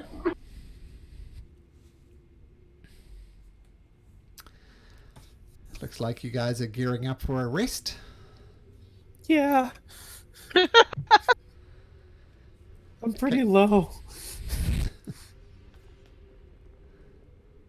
So you'll zoom into the room. Coming along too, Mara? Yeah. There we go. Yeah, she sleeps in the hallway. So tired. Yeah. And what preparations are you doing, if any, for your rest? Do you have that hut, Connell? Is it a ritual? My head is a ritual, yeah. Yeah, I've got it then. Okay. Sorry, I'm not about it. Take a long rest since the mouth with no face is gone. You Nice, are, yeah. in fact, tired enough for a long rest. You did climb down the stairs, you did convert around there, so your body clock is telling you it's getting towards the evening. And now would be the time where you could settle down for a long rest if you wanted to. I would have liked to get my spells back. Okay. So you put up your hut? Yes. It's Lehman's tiny hut, I believe. Yes. Yes. Okay. Sorry, I'm working for keyboard getting scotch. So. And I assume you close the door. Yep. Okay. Do you watch it to see if anything comes in the room and is waiting for us or something? Oh, but then it would go longer than the 8 hours because each of us would need a break. Never mind.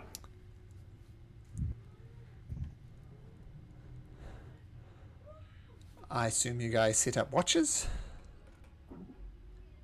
Yeah, Silas will take first watch. Yeah, I Okay. don't think we need to actually like sleep during long rest. I think you just need to not be doing anything. I believe you have to have 6 hours of sleep and 2 hours of Okay. activity. Yeah. DM can correct me if I'm wrong. Nope, that sounds right. You do need to sleep, or you are risking Exhaustion. Exhaustion, yes. And the other thing as well, I think I mentioned this before. This is pertinent in particular for Mara and Silas. If you do choose to sleep in your heavy armor, then you too will need to make a Constitution saving throw to avoid exhaustion. It's very hard to sleep in such heavy armor. And of course, you cannot sleep in the armor, but then there's the disadvantage. If you're attacked in the middle of the night while you're asleep, you'll be armorless. So Mara, how do you sleep? Without the armor. Without the armor. Silas? It's a good question. I'm going to risk it because he never takes his helmet off. Constitution saving throw for me then, DC 10. Okay, you're fine. You managed to. Maybe you're used to doing this. I don't think anybody else is wearing heavy armor. I don't think. Armor's for cowards. Yeah, true, bro. Our defense is heavy. I'm just kidding.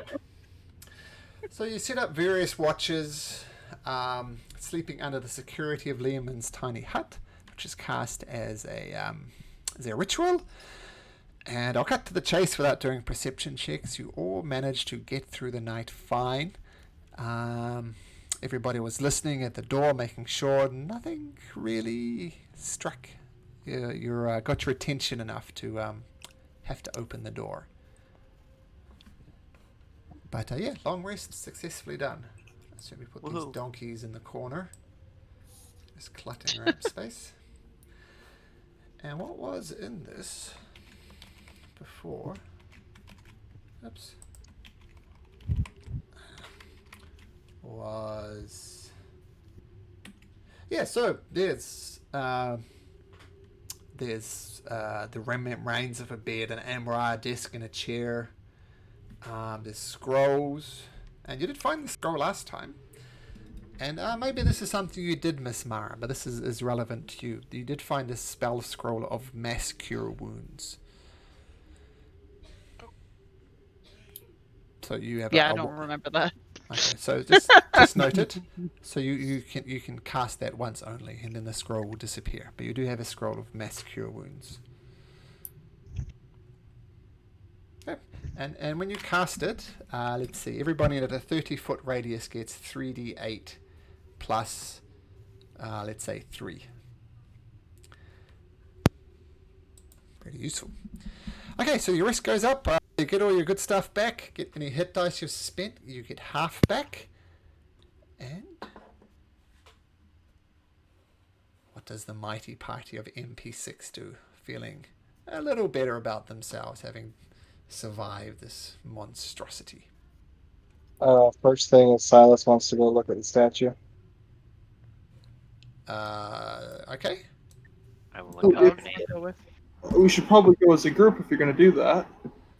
This one over here, you mean? The the thing we just killed. Yeah, I took it off the map, but it's alright. Yeah, he's just confirming that it's still there. Clop, clop, clop, clop, clop, clop, clop. Silas heads over, and it's pretty much how you left it. Adam, I'm actually going to give one good old try again to get that hammer. Okay, so you brace This is the last yourself. step. I'll do the thing that I do. Guidance. Yeah. Can I there we go. help him too? Sure. Oh, man. So Oh you my can God. roll. So who is anybody helping out a Mac?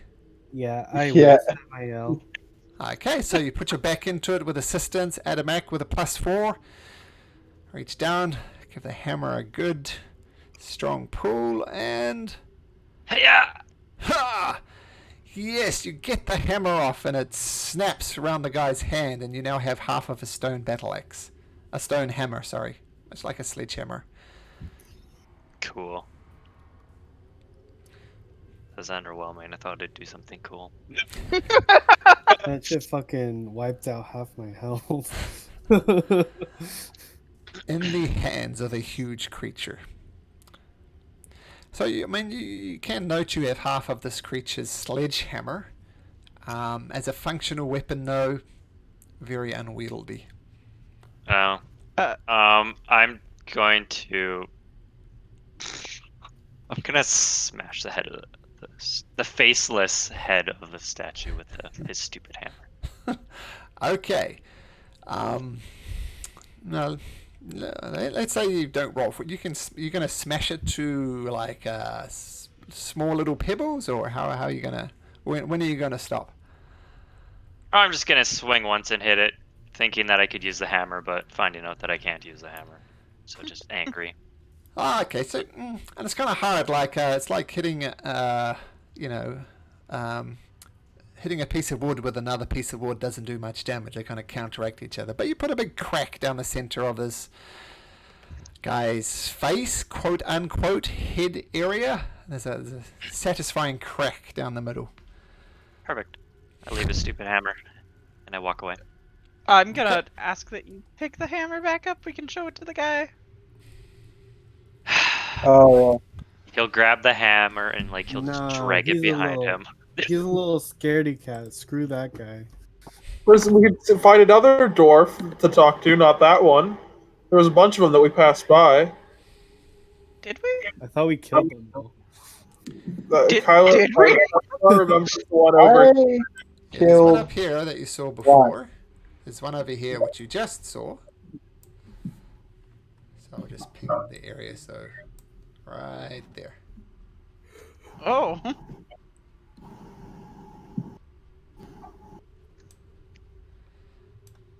Okay, so you're gonna have a word with this one, Mara? It's still there.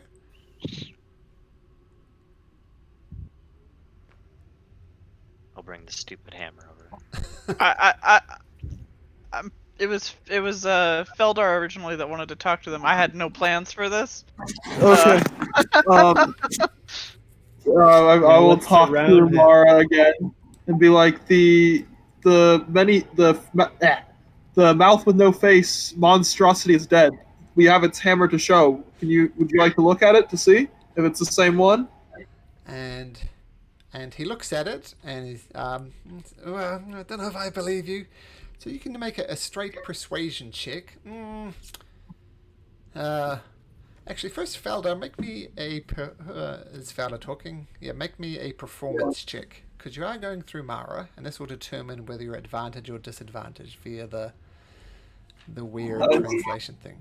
So make a performance, and no, good enough. So persuasion check at disadvantage due to you having to go through Mara. Oh my god! It's too big. It's too big. Why do you toy with me? Why do you toy with me? And he's still scared out of its mind, it seems. I'll look towards Silas. Doesn't another one of you speak Dwarvish as well? I'm Could pretty you sure the perhaps problem's not me. Yeah. I'll say to him, I speak Celestial and Common, so no. I'll say to the dwarf, okay, you can believe us or not, but we still need information on this Stella person. Do you know where they are? That sounds like. And And then I'll say, you're going through Mara, right? oh no, I speak Dwarven. Oh, you speak Dwarven. Okay. And I'll say, and don't fucking lie to me. You can make persuasion or intimidation if you like.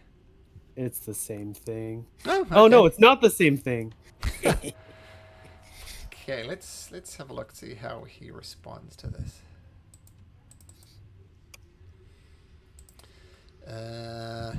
Sure, the guy's scared. Scare him more. Why not? Let's have a look. Oh, he is very scared. He says, I don't know if I believe you, but from what you said, you called this thing. I don't know if that's true or not, but at least you're alive and you're not cowering. And what do you ask him exactly? Where Stella is, any information on her? It's a girl, right? Yes. Okay, yeah. Any information on her? Well, I mean, I came down with a bunch of my Duragar friends. We got lucky. This place opened up when we were trying to do some reconnaissance up top in the darkness, and we found a way in. Last I saw of Stella, she was somewhere south of here. She seemed to be stuck. She seems to be trying to work something out and just stuck. She's got a bunch of other dwarves with her. I'm not sure, maybe 5, maybe 10, maybe more. And she's got these weird flying creatures with her around that they just hover around and protect her. And I'm not sure what's up with those things, but they scare me. But so somewhere to the south of here with a bunch of other Duragar and a couple of these weird flying creatures. And yeah, I think she's stuck there for some reason. She hasn't come out. I mean, I occasionally had a peek down there, but my fighting days are beyond me. But south of here. Do I believe him? Make an insight check. 11. Let's have a look. Bring up his character sheet.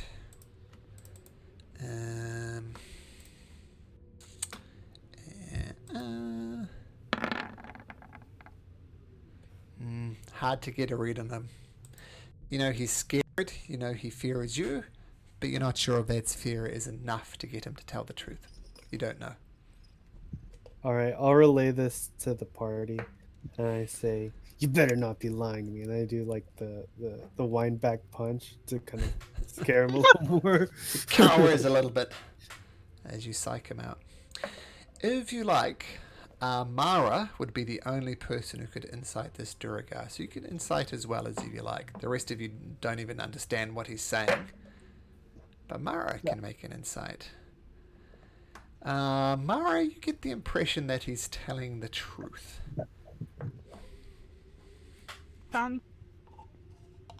So you believe true. him. Yeah. All right.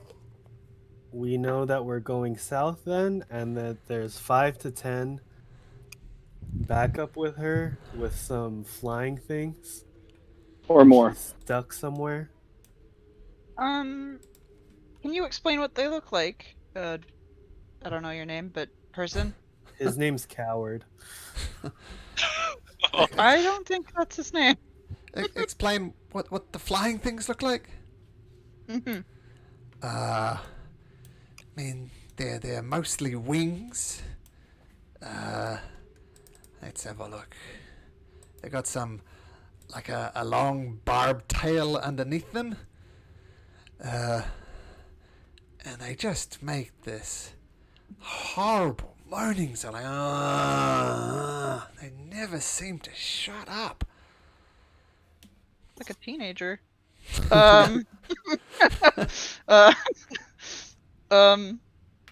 Does that sound familiar at all to me? Make me a nature check, but at disadvantage. It's not a particularly good description. Nah, it doesn't ring a bell.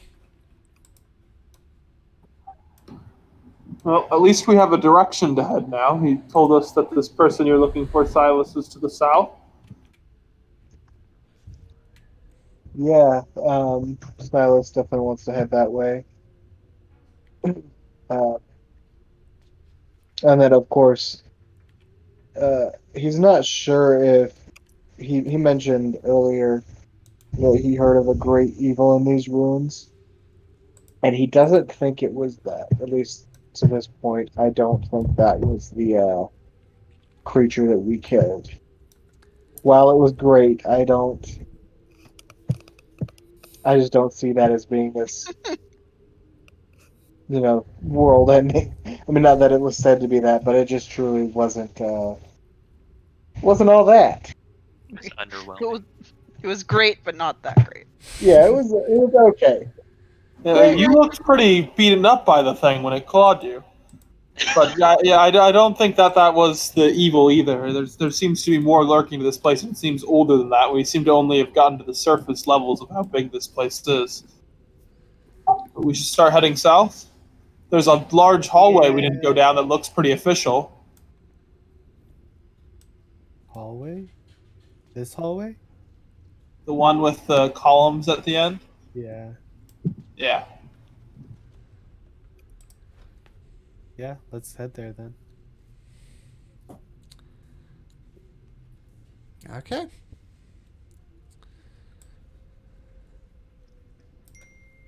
I'm going to say during the long rest, Mara being the perceptive one she is, you did notice a secret door here. And it's pretty boring because it just loops around like that. Oh. There's nothing much of note there. But just for completeness sake, Mara did spot that with her passive perception of 25.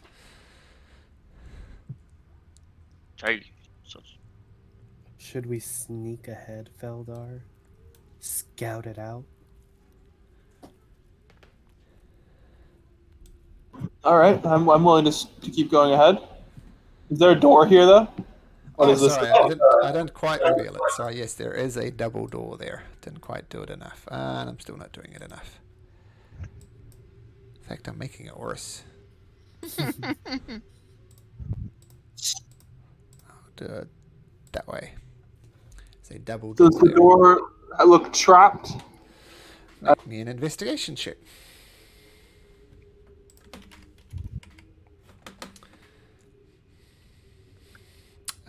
You do not spot any traps on it. Look locked.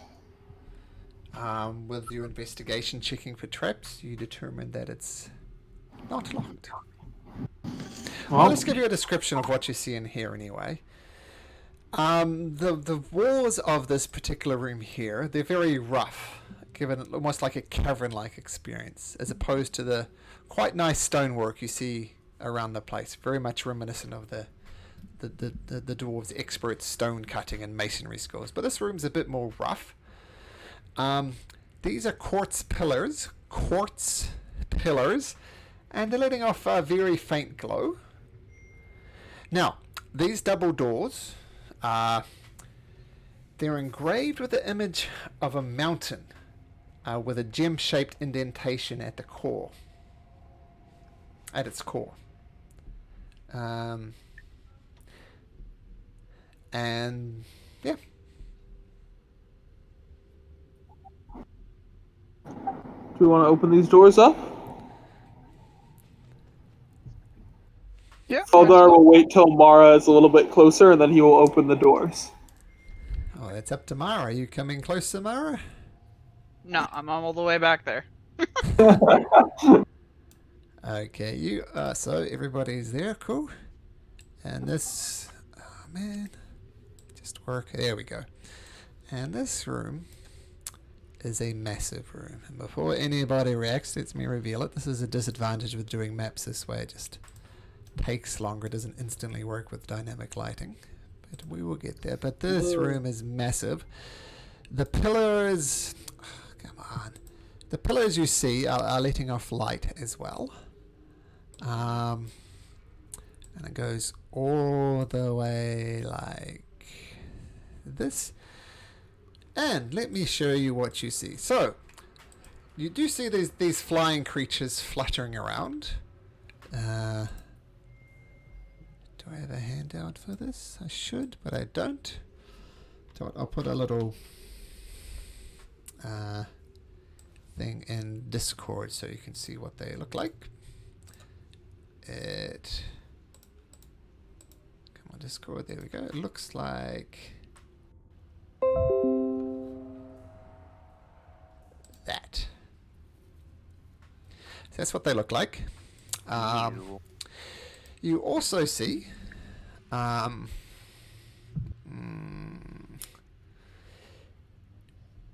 yeah, so there's a dais up here, like some type of religious thing. You see up here 4 dead Duragar, like not even moving. Looked like they've been bludgeoned to death somehow. And these cloakers are, that's what they're called, as they're hovering around. And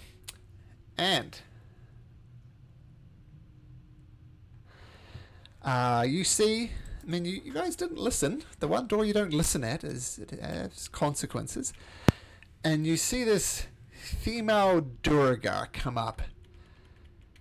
So, what are you guys doing here? What do you want?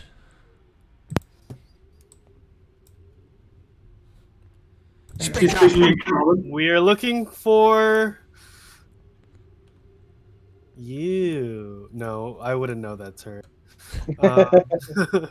We're looking for a Dura girl. Dura girl. And you look at her, and she is obviously a Duragar female. Despite the beard, she's very obviously female. Look, I don't know what you're doing here, but we have a problem here. Maybe we can come to some type of alliance. And Silas, this is very much the person you were looking for. Yeah. He's gonna let the other people talk for a minute. So what do you say? We can help you, you can help us. What are you looking for help with? Wow. And the cloakers start hovering around her. Oh, that guy shouldn't be big. And these guys kind of stand and flank her.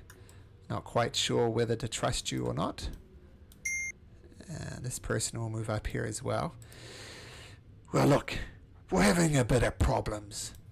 As you see, some of my less worthless companions that I gave them credit for, who are looking to get to this door down here. Oh, let me just reveal that. But we can't seem to even approach it. As soon as we get close, and she points to this raised dais thing here. And now you get a closer look at it. It's kind of weird. It's almost like if it's made of clay, not the normal rock. And it almost looks like slightly damp, as if it would be malleable. And she says, every time we get close, this dais thing comes to life and just starts beating the crap out of it. And no matter what we do with our weapons, we're just not making any progress with it. So if you could help us get rid of this creature, maybe we can split the spoils from whatever lies behind it, whatever behind those doors. What is this Deus creature that's coming up and attacking you guys? Well, this, as you see, it's like kind of made of clay and kind of comes together. It grows arms, it grows heads, it grows legs, and then just starts beating the crap out of us. Some of those useless creatures up here, they got a couple of hits on it, but it appeared to take no damage whatsoever. So it seems to me an alliance would be the way to go. I'm going to do an insight check to see how honest she seems to be about this alliance. It's an allergy. So insight? Yeah, I just rolled 13. See how trustworthy this woman seems. She seems... she seems to be telling the truth. I mean, she seems to want to definitely go through this door to the south. I mean, it's protected by some type of creature there. And Mara, you also picked this up as well. Seems to be telling the truth. She really wants to get behind this door, and she feels an alliance would be the best way to do it. So what do you say? You help us, we'll split whatever treasure's back there. Can't ask for a better deal than that. That sounds reasonable. We were also looking for something within this ruins. Perhaps you could help us find something to do with a phoenix? Eldar looks towards Mara, confused. Well, that depends on our alliance. Are we gonna work together to get behind the door?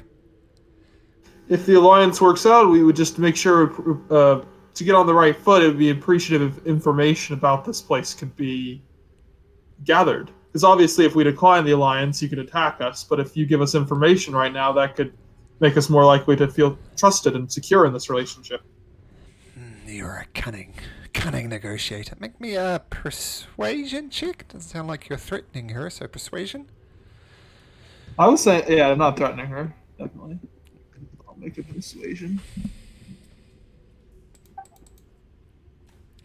This is kind of right in your Not, wheelhouse. not the best face characters.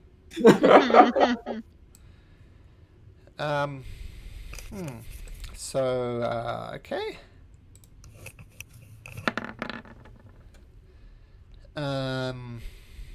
So you were, saying no deal. I don't trust you.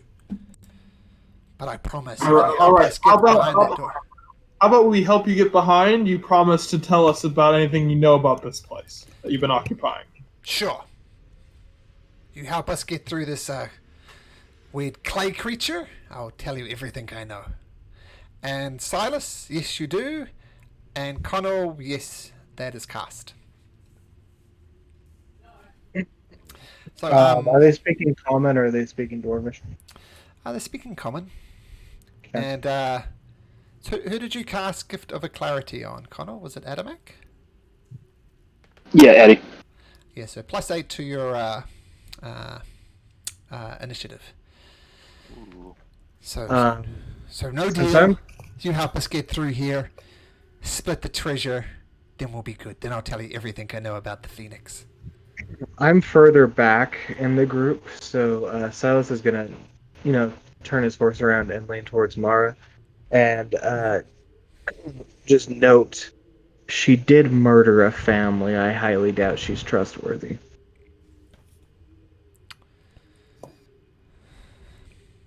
Duly noted. Okay. Just So, are you sent here to capture her, or what's your deal? I don't generally take them in alive, no. Okay, well we can wait until we're on the other side of the door. I will leave that to you, but she will be, regardless, I will be. My friends back there are just discussing their battle plan and what their strategies and methods are for attacking this thing. Enough whispering! If we're gonna work together, we need to coordinate plans, so I don't see the point of the whispering. So, you girl and you on the horse, come closer. We need to work this out together. Speaking you, celestial. Elf, hiding in the corner, come forward as well. Silas begins speaking celestial like he can't speak common. Yeah, I also start speaking celestial like I can't speak common. Defense mechanism activate. I speak Elvish at them like I'm communicating them to tell them to come forward. Genius. All right. So, and he takes a step back, and everything comes with him, and the flying things are just kind of swooping around. Not so much stayed in that position; they're swooping around the room. So, she says, as soon as we step up on these steps here, that's when this thing comes to life. So how do we want to go about this? Well, how about you, Half-Orc? Half-Orc, why don't you go up there first, and we'll back you up as best we can, addressing Adamak. I'm not some kind of guinea pig. Yeah, you can. All right, you're done. Sorry, your pig-like features confused me there for a second. Oh, this bitch is asking for it. And she smirks. Somebody's trying to start something. Let's not taunt our new allies. I will go up first with some of your Duragar if no one else wants to go up. All right, she screams at them, and a couple of these guys step forward reluctantly, and they don't get up on the dais, but they get right before it.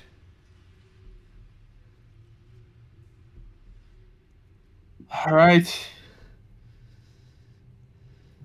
And just walking near it's going to spawn this creature? We found as soon as we stepped onto the dais itself. So as you half orc kind of spits a little bit on the ground. If you step on that dais, it's going to break loose. Maybe if we work together, we can take this thing out. Does it seem to have any damage that can hit multiple people at once, or is it kind of swinging them down one by one? You're really asking if it has multiple attacks, aren't you? Or if it has like an AoE is mainly what I was asking, not multiple attacks.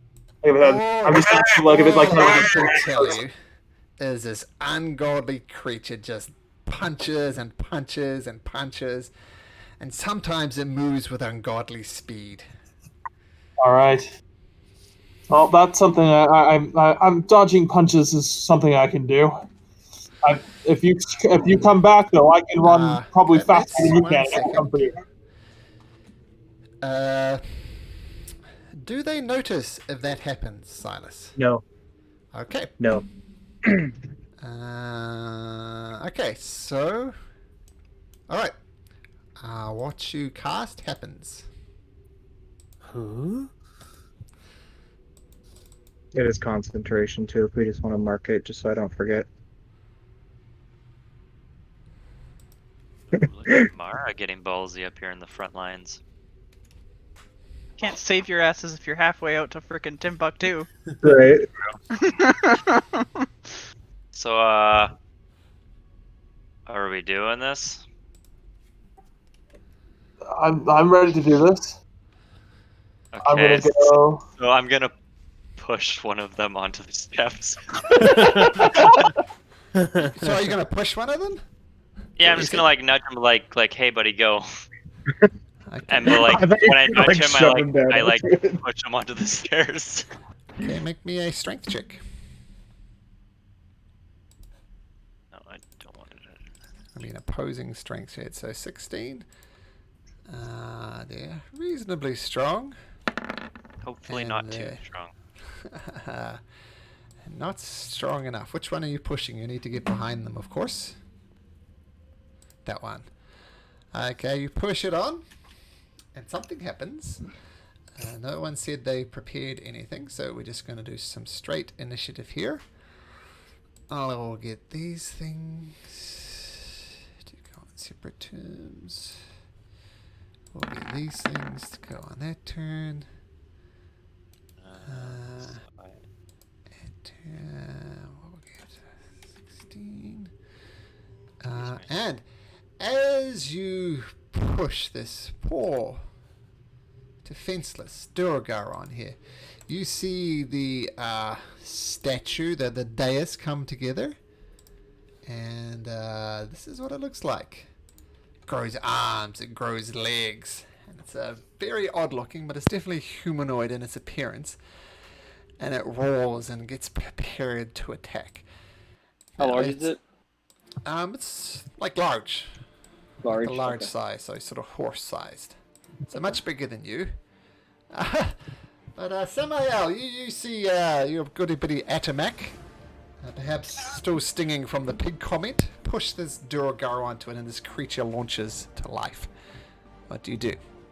I will run right here, Uh-huh. and then I'll just throw 2 psychic blades at it. Okay. And then I'm guessing. Okay. Okay, That's a so that misses. Second one hits, and it appears to have absolutely no effect on this creature. Well, that sucks. Then I'm See. just gonna hide like a little scaredy cat with the rest of my movement. You have to hide behind one of these pillars to do that. Yeah. And then I'll cunning action hide. Okay,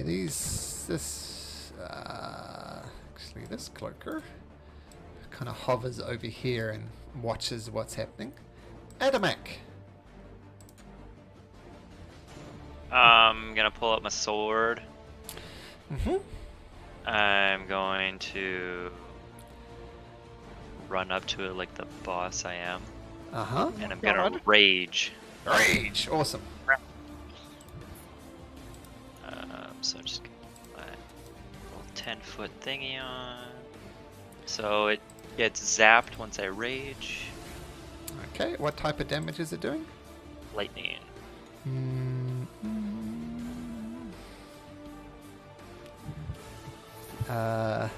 Okay.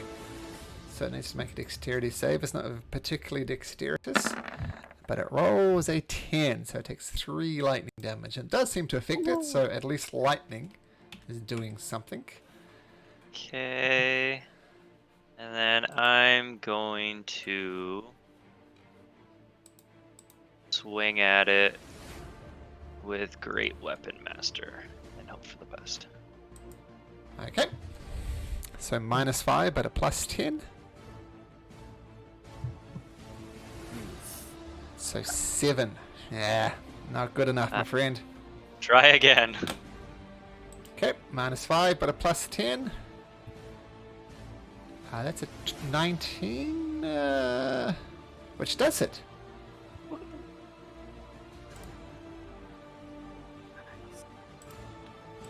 My magic sword hopefully doesn't resist magic damage. I'll be very sad if it does. Okay, so I was trying to make its rolls public, but it's being weird. But so you just have to trust me, and I'm completely trustworthy. Okay, so you're all a 19, and so the 12 is your rage plus. My great weapon. Alright, so it's 12. Okay, good. So 24 damage. And you do have a magic weapon. Yeah, that does it. Okay. So 24 damage. Got it. So swoosh, swoosh. Okay, the Duragar. These two likely creatures, they come up and they swarm around it. And they swing with their... What are they swinging with? They're swinging with their war picks. The first one... Let's do both of them. They're both plain old miss. They don't manage to pierce this clay armor. So, yep, plain old miss. Mara.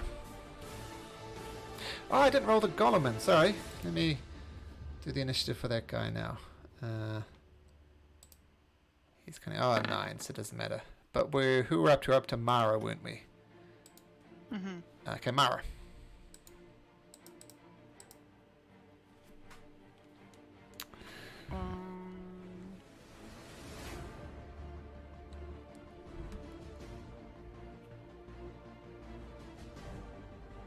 I will.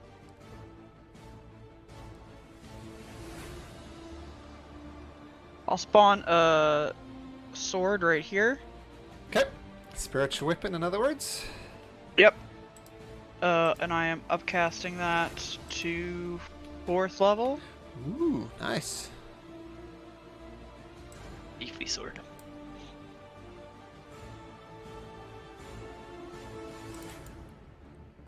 Okay, and hopefully it'll let me select what level. Oh, fuck. Well, lucky that actually. Sure. Okay, Not that lucky. So you have control of the sword. I've just put it next to it, so let me know if you want to move it. But 12 does not hit. Swings, whoosh. No good. So that's your bonus action? Yeah.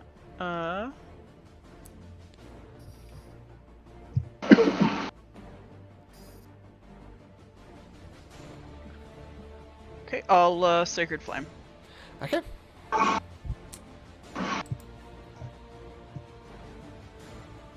Sacred Flame, radiant damage. 15, misses. Whoosh. Oh no, sorry, 15 hits. 15 hits. It's a DC 15. Oh, sorry. They have to I make it got protected. Okay. But good to know that a 15 hit. But the bad news is it rolls a 15 on his stick save, so it misses it. But you managed to get useful information. Anyway, coincidentally, but the Sacred Flame, yeah, makes it safe. It makes it safe. Yep, so that's good. Okay, the female dwarf goes through. She doesn't step up. Then she says, "Get him, guys, get him! Take it down!" Just yelling at them. Feldar. What a cow. I'm going to.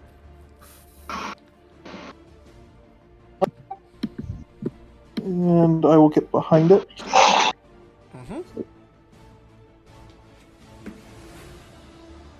I need to zoom in a little bit. Samael's nameplate is getting moving.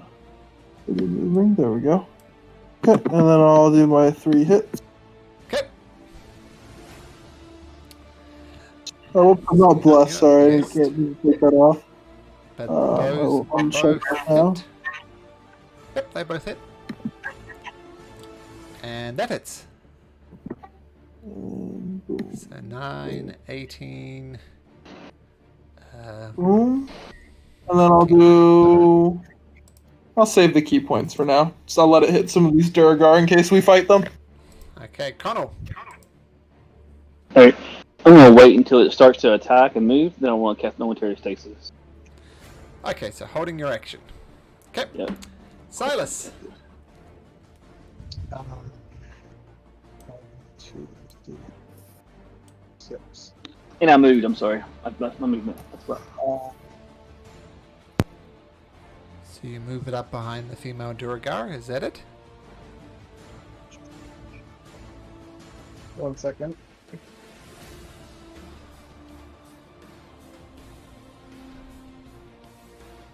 Let's see the range on them. No, I'm also going to cast Aid. Okay. And I'm going to give that to Adamak, Mara, and Samael. So increase your hit point maximum by 5 and current hit points by 5 for right now. Okay, nice. So that's your action. Is that the end of your Yes. turn? Yes. Okay, very good. So make note of that. This other creature hovers around down here. Now, it's this creature's turn. It looks around. So I was holding action until it started to attack, and I want to use the Momentary Stasis. Sure. So it needs to make a Constitution saving throw. Correct. Gets advantage at this. 16 DC. Oh, and with an advantage it rolls a 9. So that's terrible. So, a large or smaller creature, yep. The creature's encased until the end of your next turn. Or until the creature takes any damage. Okay. So, it doesn't get to attack. Just freezes up. Almost trapped in time. That's it. Samael. Okay. I am going to bonus action rage. Okay. And then I'm going to run up to him. And he is frozen, right? Yes. For the first hit, but then you'll do damage, so he won't be. Okay. So then I'm going to grapple him then. Okay. So.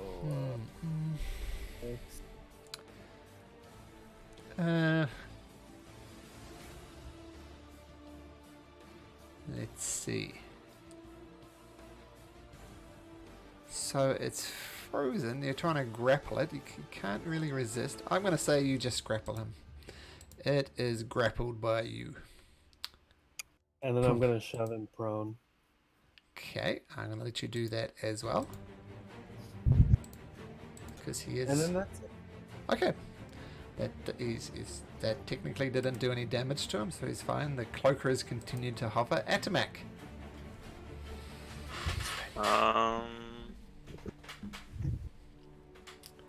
So he's prone right now. Yep.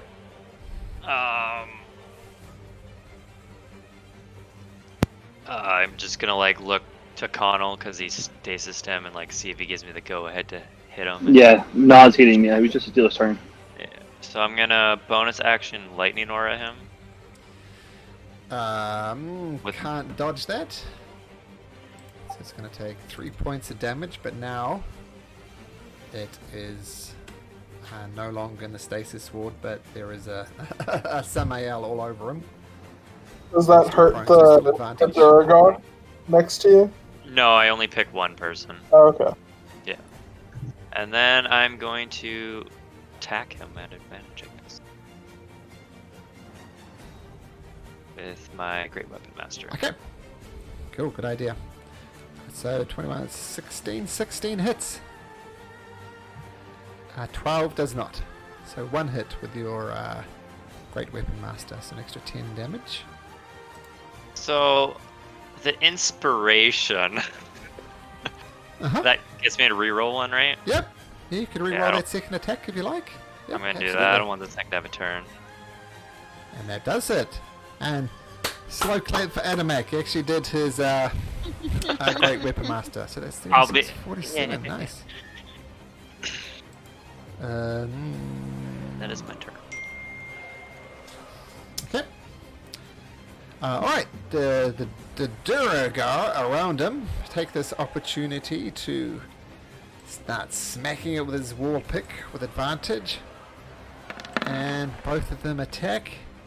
And they get some good hits in, but no apparent damage to this creature. Mara. Well, I'm gonna hit it with my sword first. Sure. Be at advantage. Roll again if you like, just in case it's a critical. Nope, but that does hit. Isn't he prone, so ranged attacks disadvantage? This is not arranged. Oh. It's my sword. It's next to him. No. It's a spiritual weapon. That is such a shitty fucking roll. What did you cast it at 4th level? Yeah? Yeah, that is a shocking roll. Oh, okay, Samael. Hope everything's okay. And yeah, sorry, something came up. Stuff for you. All right, I'll see you guys next week. Yeah, see you, man. Yeah. Hope everything's okay. Take care. Alright. Damn real life. Okay, Mara, that's your bonus action. Yep, and then I will...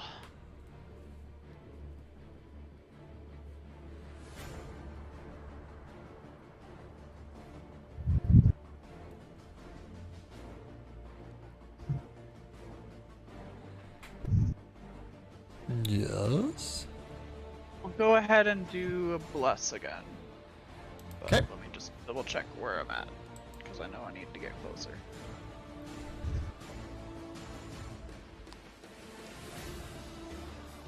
Let's clean this up a bit.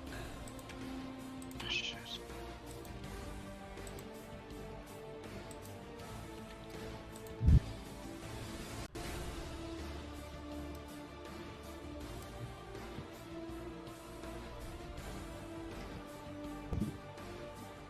I should be able to get everybody except for Connell.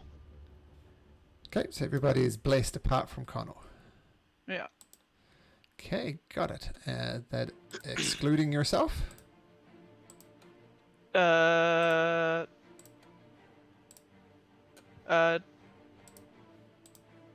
many are there? Let me do math. 1, 2, 3. No, we'll do including myself. Okay. Alright, so bless. And you're concentrating on your bless. Okay, got it.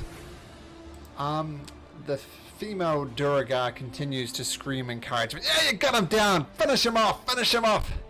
Feldar. Alright, I'm gonna do my attacks.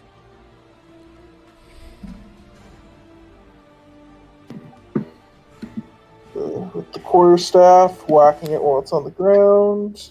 18 hits. Bless now.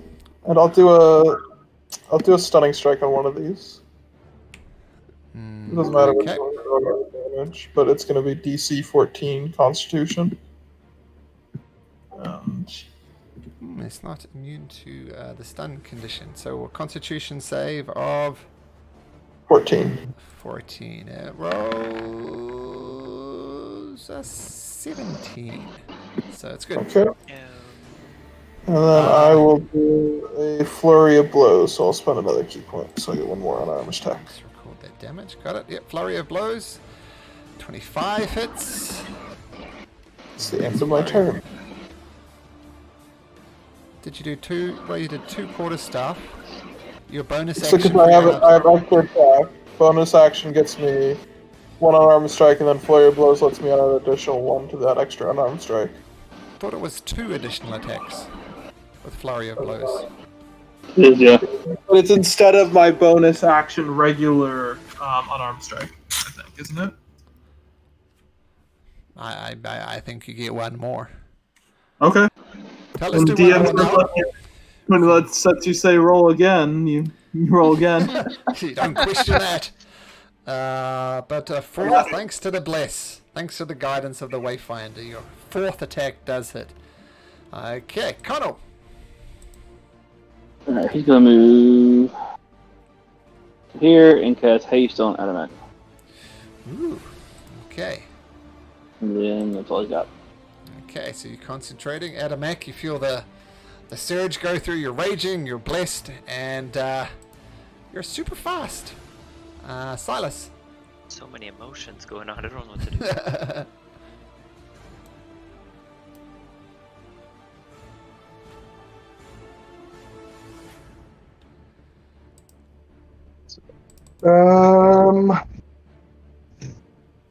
Suppose I can't keep up that Shirog for much longer if I just stand there. So, 1, 2, 3.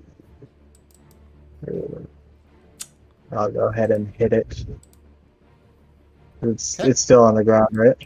Yeah, it's still prone, so that's at advantage. So 20, which I 20 assume hits. hits. Yep. Oof.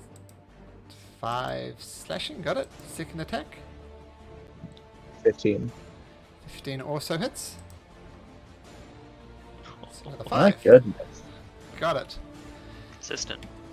Now, something you might have noticed, or except for Silas, is I took all the nameplates off people down there. I think that will be a bit better. Does that look a bit cleaner for you guys? Yeah, I find the nameplates start to cover stuff. Yeah, and I think you kind of familiar enough to know what tokens look like, so we'll remove the nameplates just. My greatsword isn't properly rolling damage, it's just rolling a 1. 1 second. Oh, 1 plus. It literally is just rolling 1. It removed the. It should be 2d6, not just a 1. I was like, dang, that is truly bad luck. That is. Yeah. There we go. That's 4. Okay, so it took 10. You're 21, so it takes an additional 11. Okay, got it. Yeah, that's important not to whiff with your sword. That's kind of your jam. Okay, the golem does manage to stand up. Uh-oh. It is not going to bother to break the grapple, though. But doesn't it need to use movement to stand up? Oh, yeah. It's not going anywhere, though. But it does use half its movement to stand up. Okay, so you can use movement to stand up when grappled. Okay, Yep. no, sure. Then it is very annoyed by this. And starts moving with an ungodly speed. And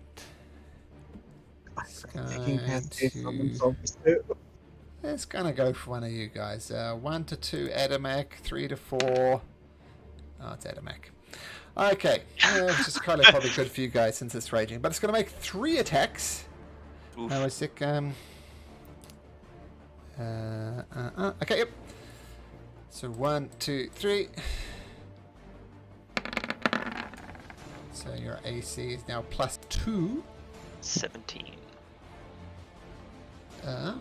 Your armor class looks like 0.88 here, which is kind of odd, but 17 is fine. Not sure what's going over there. So that misses, that hits, that hits. Oh, it's because I have 14 or 15/17. Ah, that's doing the maths for you. There you go. Yeah.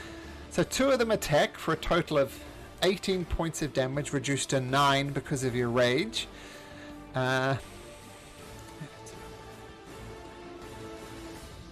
Okay, and make me 2 Constitution saving throws. Oh. Okay, fail. Yeah, And +3. success. Okay, man, doesn't matter. +3 due to Silas, right? So that's good, yeah. +4. 10 fails, 16 succeeds regardless. Okay, you know those nice hit point maximum you got from aid? Yep. Yeah, no longer. Your hit point maximum is reduced by 8. Hey, at least only 3 if you do the math. Yep.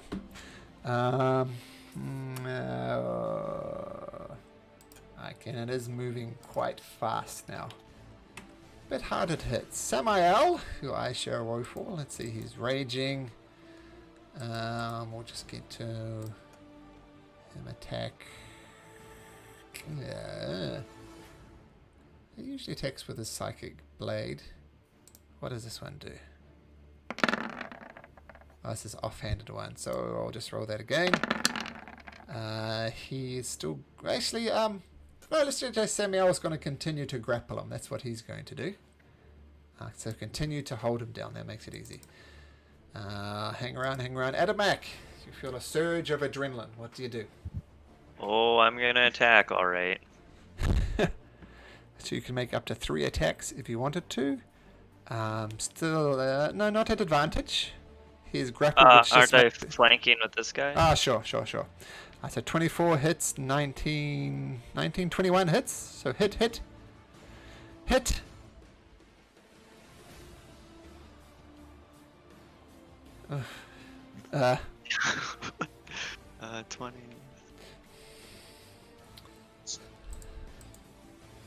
I love how Adamax blesses negative. Yeah, what? Because I have a Plus -5 with my. Oh! So the net effect is -1. Yeah. 20, 32, 48, 60, 72. Is that what I make it? Yup. Well, that's a new record. And despite this thing's massive appearance, it cannot sustain 72 points of damage and survive. So thanks to the bless, thanks to the rage, the haste, and the rage, you just carve this things up in a nice little clay-like things. And it falls to the ground, and these Durgar look very relieved. And there's Fuma Durga, excellent. And she starts approaching the doorway. She doesn't get all the way up to it. She releases, stands 5 feet back from it. We can get to the doorway now. You guys are worthy allies.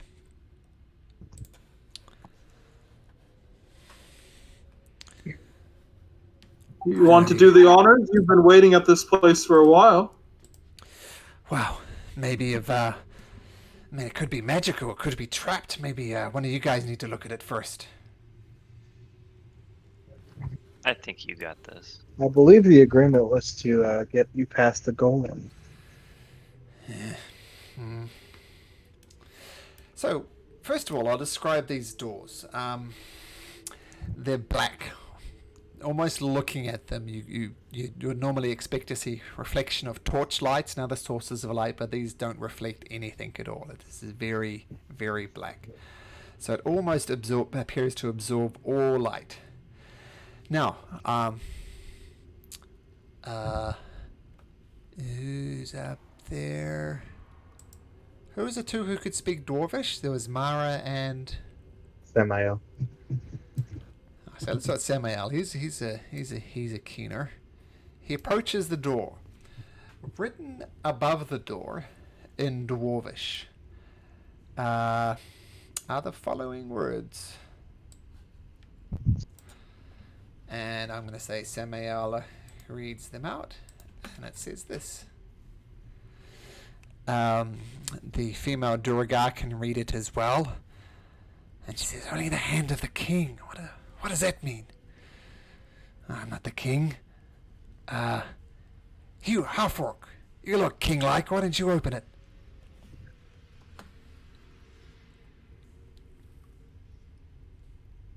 Yeah, half orc. Come on. I didn't realize I was muted. I was like, I am by no means a king. Oh, give it a go. Give it a go. We'll find out. I'm sure you got some royal blood in you somewhere. You look quite kingly. How about we see what happens? Have one of your dwarves open the door. Who's got the most royal blood of them wants to prove that they should be the leader of this group? You, Kragar, come here. I'm one of the dwarfs, who apparently his name is Kragar. Oops. Who also apparently drew the short choices. I don't know about this, boss. Yeah, do I get an extra share of the treasure? And the female Durga says, sure, you get an extra share of the treasure. And he says, all right, Skella. And he pumps himself up, comes forward, and despite the way that they absorb light, it is very...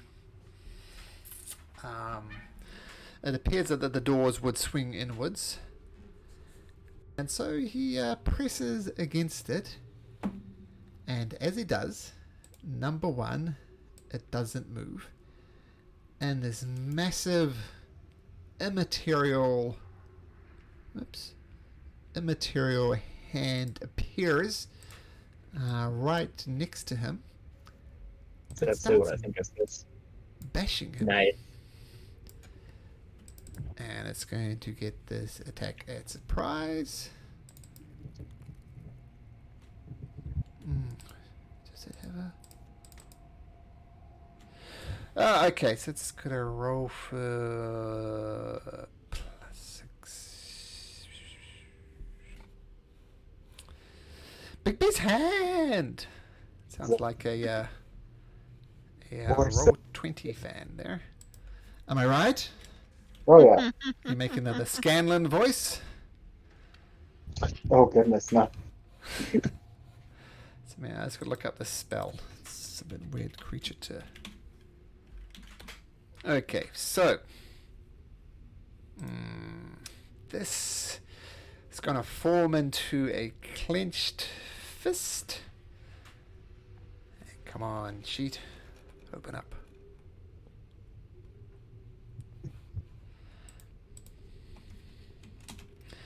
And swings down on it and hits it with a 23. And it's... why isn't that coming up? That is annoying. Oh, well, it does that much damage. +4, 8, 12. And it just clonks this thing right on its head. And it almost falls down, but it's still standing.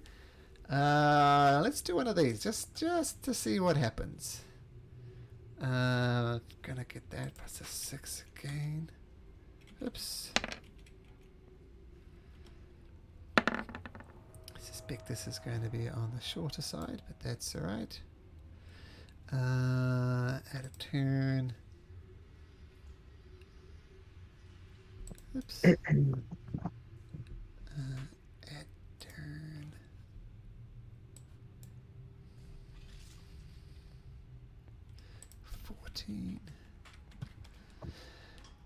Alright, the Durga got in there. Alright. So, you see this hand appear and start bashing into this dwarf rather rudely. Feldar, what do you do? If anything. I'm gonna run up and try to punch the hand with my magical monk hand. Okay. Okay, let's get all organized. Okay, so you walk up and punch it with your hand. I don't know if I'll be Bless is nice, still say going, but for Bless the minute. is still up, but you punch it. Doesn't connect. No damage done. Alright, I'll try again. Oh, that does hit. Critical hits have a habit of doing that. And Smack I into will it. stunning strike 15. the thing. What's Bigsby's hand's constitution? It is immune to the stunning condition. You cannot stun a ghost hand. Alright. Then I will just throw my other unarmed strike at it. Okay, that hits. That's my turn. Got it. Alright, so you do some damage to this incorporeal hand, but it's still hanging around there. Connell.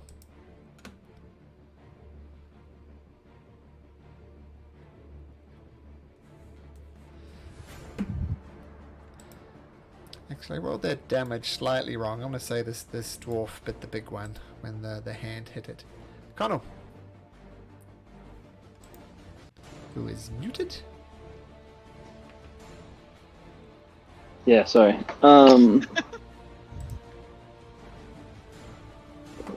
Lesson level spell.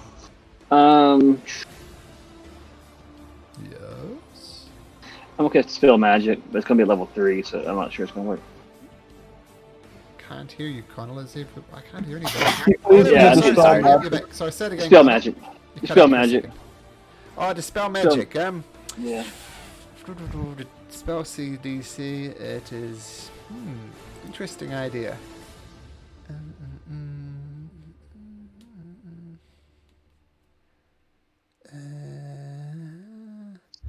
Okay, so DC equals 10 plus the spell level. The spell level is 5th, so DC 15. Mm-hmm. So let me roll. Let's just roll a d20 and we'll adjust it from there. See if we get close. 11 plus the spell's DC is 516. So it stays, unfortunately. Yeah. Does not dissipate. Good idea though. Adamak. So he's gonna do something different than he usually does. Okay. He's gonna hold his action, and if this Skelechick tries to run away, he's gonna hold her there, because she keeps using her minions as guinea pigs and does nothing, and he doesn't like that. Okay. So keeping a close eye on her. Silas.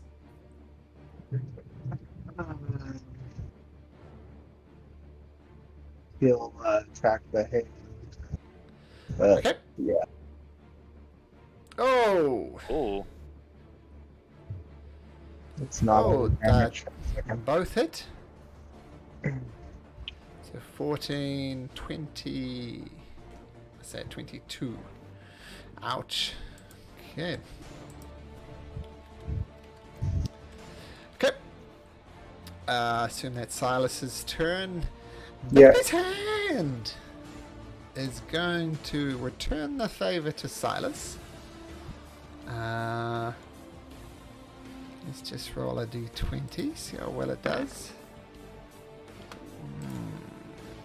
It is plus 6 to its attacks. Yes, so that is a 19. Is that it? Yeah, I only have 16. So you take... was it 4d8 worth of bludgeoning damage? So that much. 18 points of bludgeoning damage. Mara.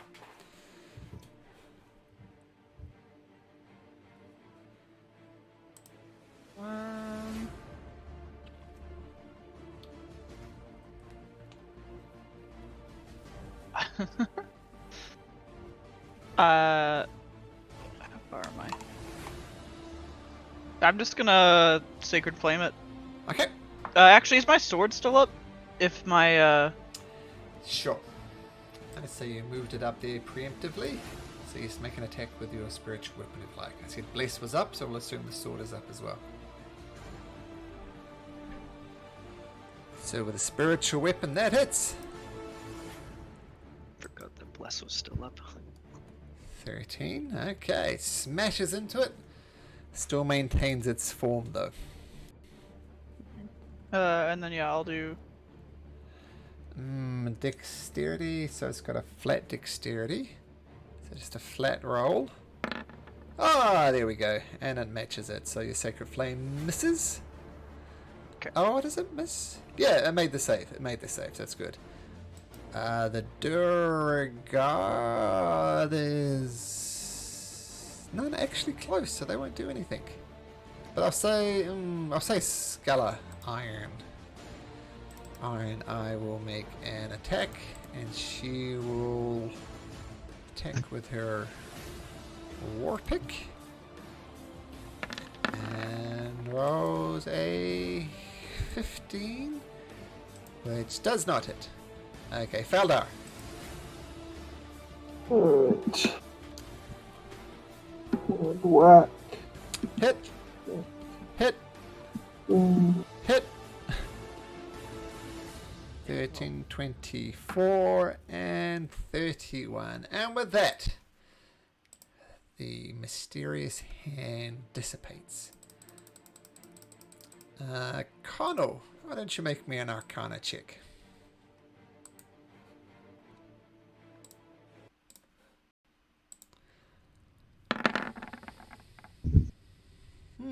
Well, that's not bad with a 7. You get up and you get a close look at the door, and you sense some very powerful magic coming from this, and you get the impression if anybody touches it again, another Big B's hand will appear, unless you do something different.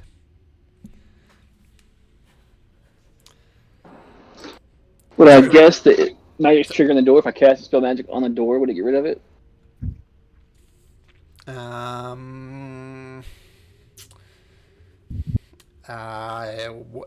From your previous Arcana check, you get the impression this is some pretty powerful protection magic, and it might be possible, but not with your level of skill. Gotcha. And let's say Samael points out the inscription again, and I'll paste it back in again.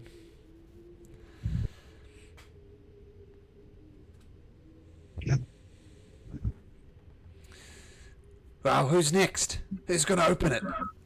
Do you say Mellibord was one of those statues in the other room, Mara? Was that one of the gods that was in that other part of the chamber? If Mara, the player, can't answer that, I can answer that. Yeah, I don't remember.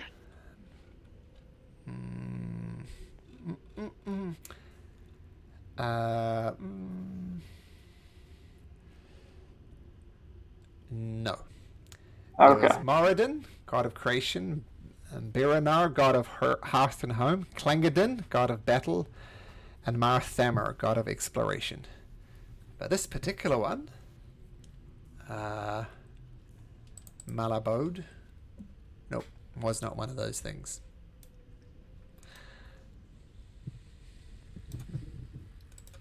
Have we seen a I don't know if this is the best idea, Skella. It seems like a foolhardy attempt to just keep sending people in.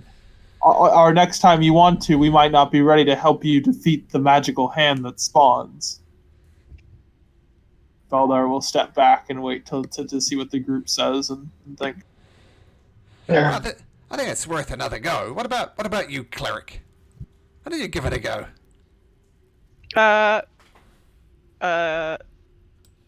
I have a different idea. Okay. So I'm gonna do that. But I might need to take a little bit of a nap, and by that I mean I'm gonna have to sleep in between. And then I'm gonna squish like in between this like statue thing and this wall.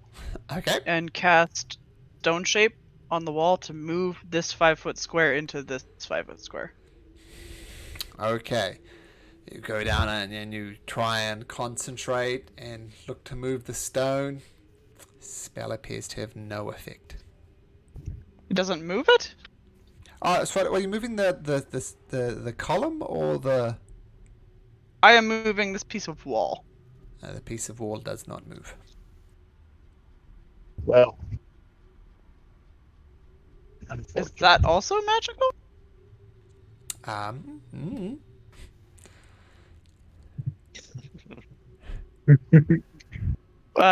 Connell, do we know what sort of magic is at play here? Do I? Do you? If you ritually cast detect magic, you will.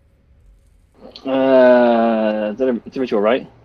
Yeah, I guess it's a magic is ritual. Yeah. So it's been a long time since I've done that. I shoot all the time. Yeah, it's 10 minutes.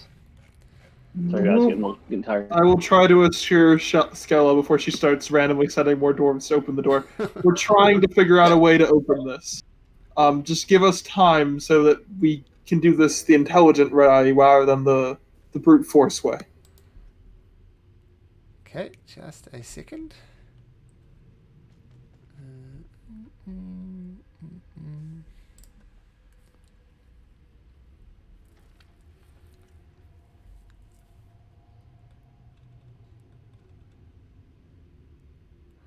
I'm not sure how to describe the effect, but there is a faint magical glow on all the walls that you can see. I'm going to say that Connell probably has cast Detect Magic already and has noticed this effect. So I'm going to say Mara was aware of this, and you can get that spell slot back if you like. Cool. Yes, I would prefer to have that back. Yes. Yeah, so Connell did notice this before. There is something faintly magical about it, and your stone shape does not work.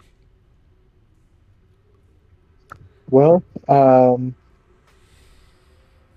if I may, I do believe we had an agreement. We would get you past the golem, and you would tell us what you know about the phoenix.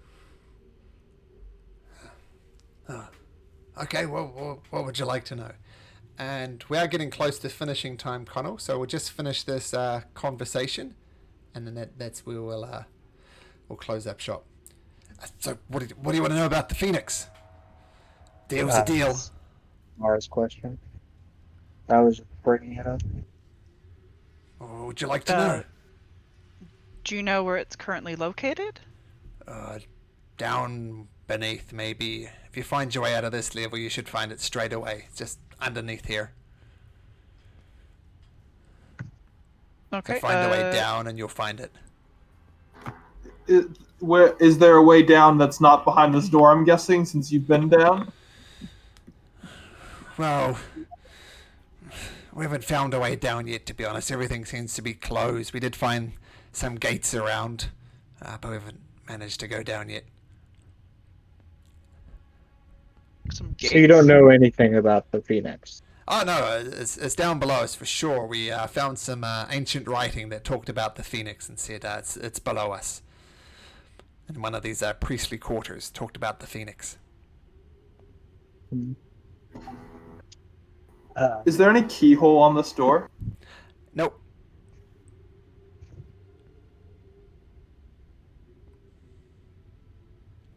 Yeah, so what else do you want to know about the phoenix? Any other questions, Mara? I mean, not really. I feel like she's just gonna. Where's the information for the phoenix? You mentioned it was in one of the priestly quarters. Oh, one of the quarters up north. We just left it there. Just read it at a glance. Okay, well, I'll take mental note to go read that later. Sure. I don't have any further questions unless anybody else does. I don't have any. I have a question for the DM. Yes. What's the name of the people she killed? Well, there were two adults.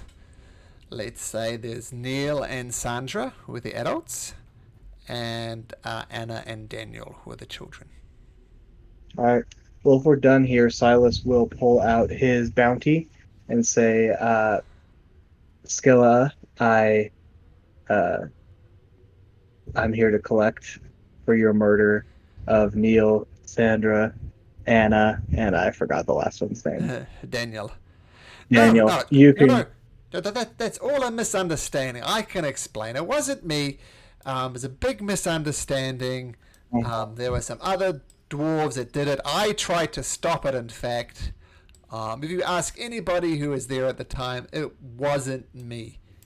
The dead people. No. I mean, other witnesses. I mean, this is bound to be just a misunderstanding. I mean, a lot of people are racist and they say all dwarves look the same, and that's just not true. It wasn't me. In fact, I was the one who tried to save it. And she points to a scar on her arm and says, "This is what it costs me." And I see people are inciting. Adamak is not as insightful as Mara, which is not surprising. Ooh, not bad. Yeah, Mara, you don't believe a word of this. Yeah, so misunderstanding. Not good. We got an alliance. We got a good things going. So, yeah. Sure. He just looks at Mara and just waits to see if she has any reaction. Because he doesn't believe her at all. He doesn't. I don't need to roll an insight check. I He just refuses to believe her. shake my head from behind her. All I right. assume Well, she doesn't see that. And she keeps, it's just a misunderstanding. I was the hero in the situation. And what does Silas of course. do? Well, Silas takes off his helmet, and she can see that he's an ASMR. I know my share of persecution. Don't use it as an excuse. And he draws his greatsword again, and he says, "You can either come with me and live, or die. It makes no difference to me." Look, I'm innocent. I'm innocent. And she brings out a war pick and prepares to attack you, and she screams, "Attack!" Awesome. And that is where we'll pick it up next week. Solid. The blessings have faded during this conversation as well. The spiritual weapon has faded. Yes. But this is exactly where we'll pick it up next week. At the I have a gift for this. 1 second. Oh, you guys are the king of gifts. There we go. Yeah. Pretty much. Wow. The triple standoff. Yeah. You can also have done a Reservoir Dogs for that one as well. There was also Reservoir Dogs. Yeah, same sort of thing. All right, I guess. Okay, Yeah, gentlefolk. guys. Okay, take Have care, fun. everyone. Hope you feel Thanks, better nothing. soon, Mara. Hopefully, I imagine you got 2 black eyes at the moment. Am I wrong? Actually, just one partially. The other one's okay. Oh, It's not bad. that's good. That's Well, better than you can hope for. Yeah. regardless, yeah. I hope you continue to get better and everybody's firing on full cylinders next week. On that, Thanks, take care, Malcolm. everyone. Good night. We'll see you next week. Take care. Bye. Night. Bye.